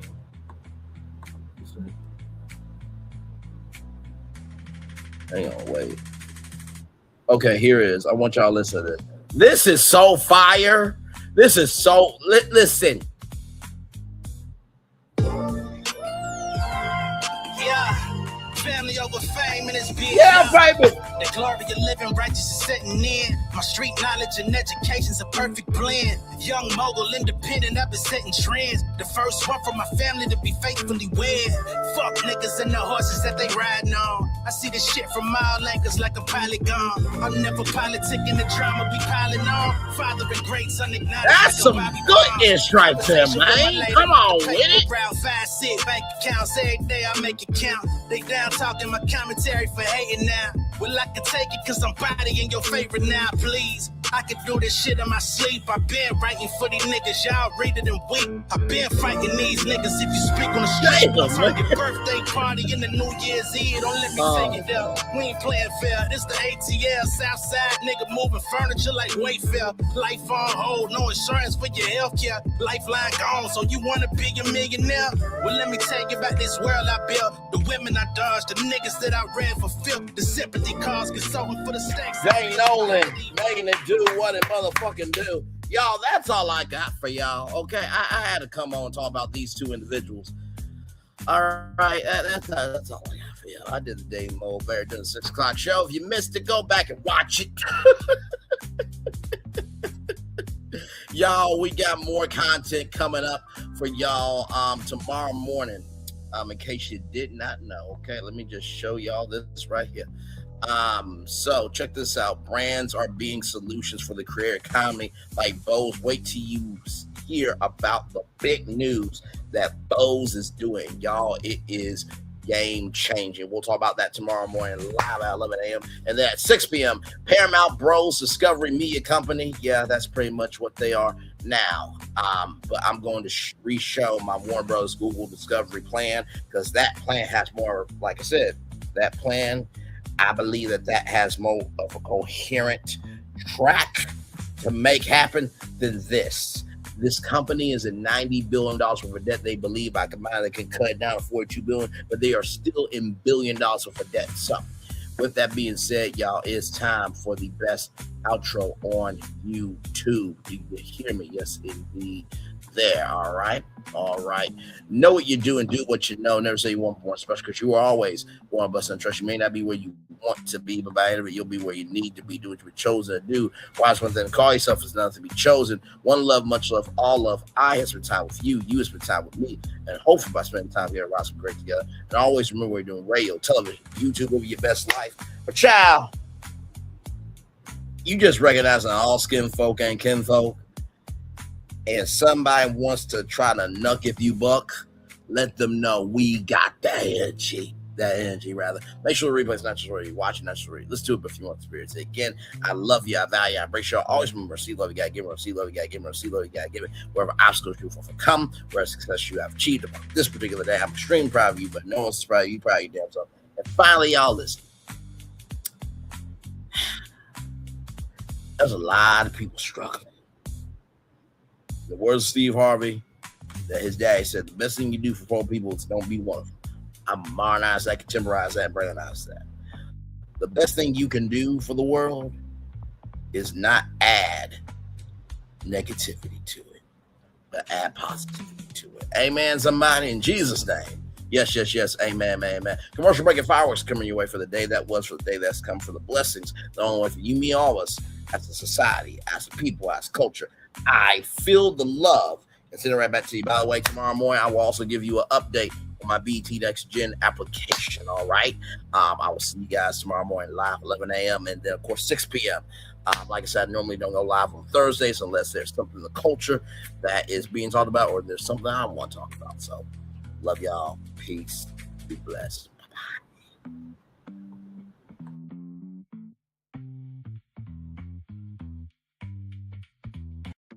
I thought I should tell you they've been talking about you. Yeah, they've been talking about you. They've been talking about the fact that they've done everything they could to stop you. and everything they could to block you, but you still win. They've been talking about the fact that they have undermined your success and they have tried to sabotage your seasons, but you keep winning. They've been talking about the fact that even though they don't like each other, they get together to try to kill you, but you keep winning. They've been talking about the fact that you were voted least likely to succeed, but like cream, you keep rising to the top. They've been talking about how they tried to burn your world down, but like the phoenix, you rose from the ashes. They've been talking about you. And you know what they say? Oh, she's just lucky. He's just lucky. But no, you ain't lucky. You're anointed. You got something on you. You got favor on you. You got power on you. You were born to win. Now they can call it luck, but it's grace. They can call it luck, but it's favor. But whatever they call it, it doesn't matter, because you know what God calls you? Do you know what God calls you? A winner. I thought I should tell you, they've been talking about you. Yeah, they've been talking about you. They've been talking about the fact that they've done everything they could to stop you and everything they could to block you, but you still win. They've been talking about the fact that they have undermined your success and they have tried to sabotage your seasons, but you keep winning. They've been talking about the fact that even though they don't like each other, they get together to try to kill you, but you keep winning. They've been talking about the fact that you were voted least likely to succeed, but like cream, you keep rising to the top. They've been talking about how they tried to burn your world down, but like the phoenix, you rose from the ashes. They've been talking about you. And you know what they say? Oh, she's just lucky. He's just lucky. But no, you ain't lucky. You're anointed. You got something on you. You got favor on you. You got power on you. You were born to win. Now they can call it luck, but it's grace. They can call it luck, but it's favor. But whatever they call it, it doesn't matter, because you know what God calls you? Do you know what God calls you? A winner. I thought I should tell you, they've been talking about you. Yeah, they've been talking about you. They've been talking about the fact that they've done everything they could to stop you and everything they could to block you, but you still win. They've been talking about the fact that they have undermined your success and they have tried to sabotage your seasons, but you keep winning. They've been talking about the fact that even though they don't like each other, they get together to try to kill you, but you keep winning. They've been talking about the fact that you were voted least likely to succeed, but like cream, you keep rising to the top. They've been talking about how they tried to burn your world down, but like the phoenix, you rose from the ashes. They've been talking about you. And you know what they say? Oh, she's just lucky. He's just lucky. But no, you ain't lucky. You're anointed. You got something on you. You got favor on you. You got power on you. You were born to win. Now they can call it luck, but it's grace. They can call it luck, but it's favor. But whatever they call it, it doesn't matter, because you know what God calls you? Do you know what God calls you? A winner. I thought I should tell you, they've been talking about you. Yeah, they've been talking about you. They've been talking about the fact that they've done everything they could to stop you and everything they could to block you, but you still win. They've been talking about the fact that they have undermined your success and they have tried to sabotage your seasons, but you keep winning. They've been talking about the fact that even though they don't like each other, they get together to try to kill you, but you keep winning. They've been talking about the fact that you were voted least likely to succeed, but like cream, you keep rising to the top. They've been talking about how they tried to burn your world down, but like the phoenix, you rose from the ashes. They've been talking about you. And you know what they say? Oh, she's just lucky. He's just lucky. But no, you ain't lucky. You're anointed.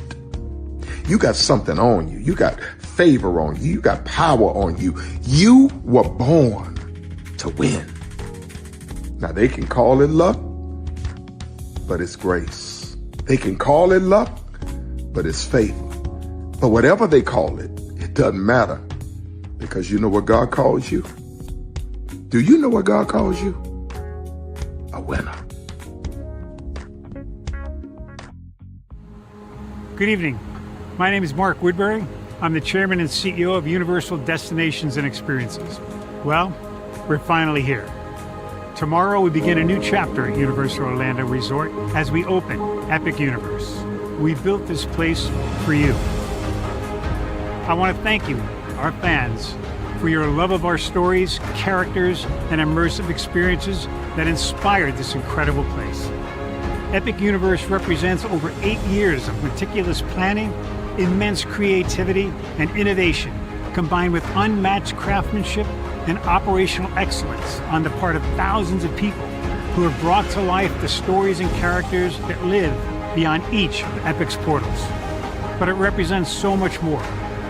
Your love of Universal and the deep connections we've shared together here in Orlando over the past 30 years inspired us to dream bigger and to push the boundaries to create something extraordinary for you and for generations of fans and families to come.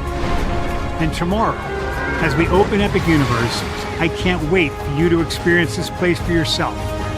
Now it's your turn to step inside, to lose yourself, and to share this place with the ones you love most. As we open this park, we hope your world becomes a little more epic. Tomorrow, Epic Universe becomes yours.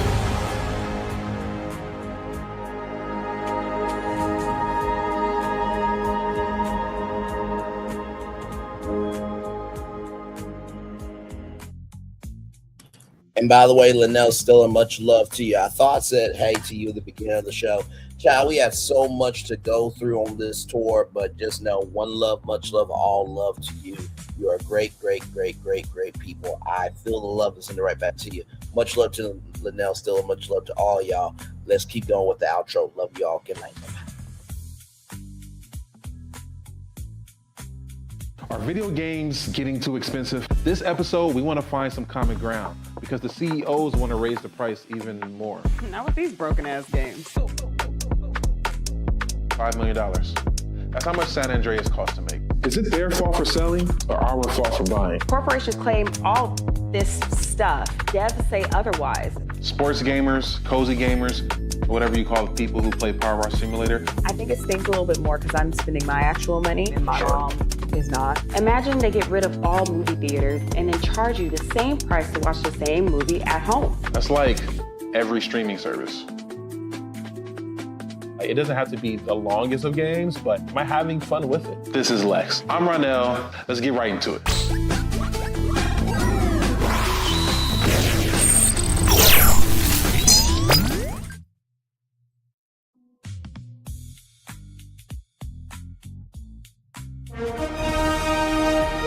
Prepare for a journey beyond imagination, beyond belief, beyond anything you've experienced before. Universal Epic Universe, a new theme park where you'll step through extraordinary portals to 5 immersive worlds.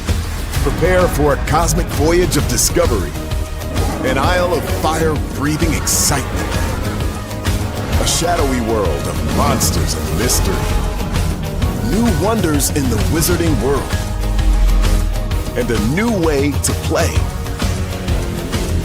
Plus the splendor of a magnificent resort hotel overlooking the park. It's all new excitement at Universal Orlando Resort. A week's worth of vacation thrills with 4 amazing theme parks, a variety of spectacular themed hotels, and incredible dining and entertainment. It's all at Universal Orlando Resort, where you'll find new adventures every day. Explore the astonishing worlds of Universal Epic Universe at Universal Orlando Resort. Because here's the thing, a good streamer can find other content. Because here's the thing, a good streamer can find other content. Because here's the thing, a good streamer can find other content. Because here's the thing, a good streamer can find other content. Because here's the thing, a good streamer can find other content. Because here's the thing, a good streamer can find other content. Because here's the thing, a good streamer can find other content. Because here's the thing, a good streamer can find other content. Because here's the thing, a good streamer can find other content. Because here's the thing, a good streamer can find other content. Because here's the thing, a good streamer can find other content. Because here's the thing, a good streamer can find other content. Because here's the thing, a good streamer can find other content. Because here's the thing, a good streamer can find other content. Because here's the thing, a good streamer can find other content. Because here's the thing, a good streamer can find other content. Because here's the thing, a good streamer can find other content. Because here's the thing, a good streamer can find other content. Because here's the thing, a good streamer can find other content. Because here's the thing, a good streamer can find other content. Because here's the thing, a good streamer can find other content. I've been moving on my own accord, covering Black culture. There is more to life. I heard that, friend. Braylon, shout out to Braylon. Make sure y'all go follow Braylon in case y'all haven't. I love your content. I have been moving on my own accord, covering Black culture. There is more to life. I heard that, friend. Braylon, shout out to Braylon. Make sure y'all go follow Braylon in case y'all haven't. I love your content. I have been moving on my own accord, covering Black culture. There is more to life. I heard that, friend. Braylon, shout out to Braylon. Make sure y'all go follow Braylon in case y'all haven't. I love your content. Child, Braylon been over there doing his thing, minding his GD business, staying out of trouble, trying to get the folks some positive stuff to talk about. Besides lying all the damn time. Child, Braylon been over there doing his thing, minding his GD business, staying out of trouble, trying to get the folks some positive stuff to talk about. Besides lying all the damn time. Child, Braylon been over there doing his thing, minding his GD business, staying out of trouble, trying to get the folks some positive stuff to talk about. Besides lying all the damn time. Child, Braylon been over there doing his thing, minding his GD business, staying out of trouble, trying to get the folks some positive stuff to talk about. Besides lying all the damn time. Child, Braylon been over there doing his thing, minding his GD business, staying out of trouble, trying to get the folks some positive stuff to talk about. Besides lying all the damn time. Child, Braylon been over there doing his thing, minding his GD business, staying out of trouble, trying to get the folks some positive stuff to talk about.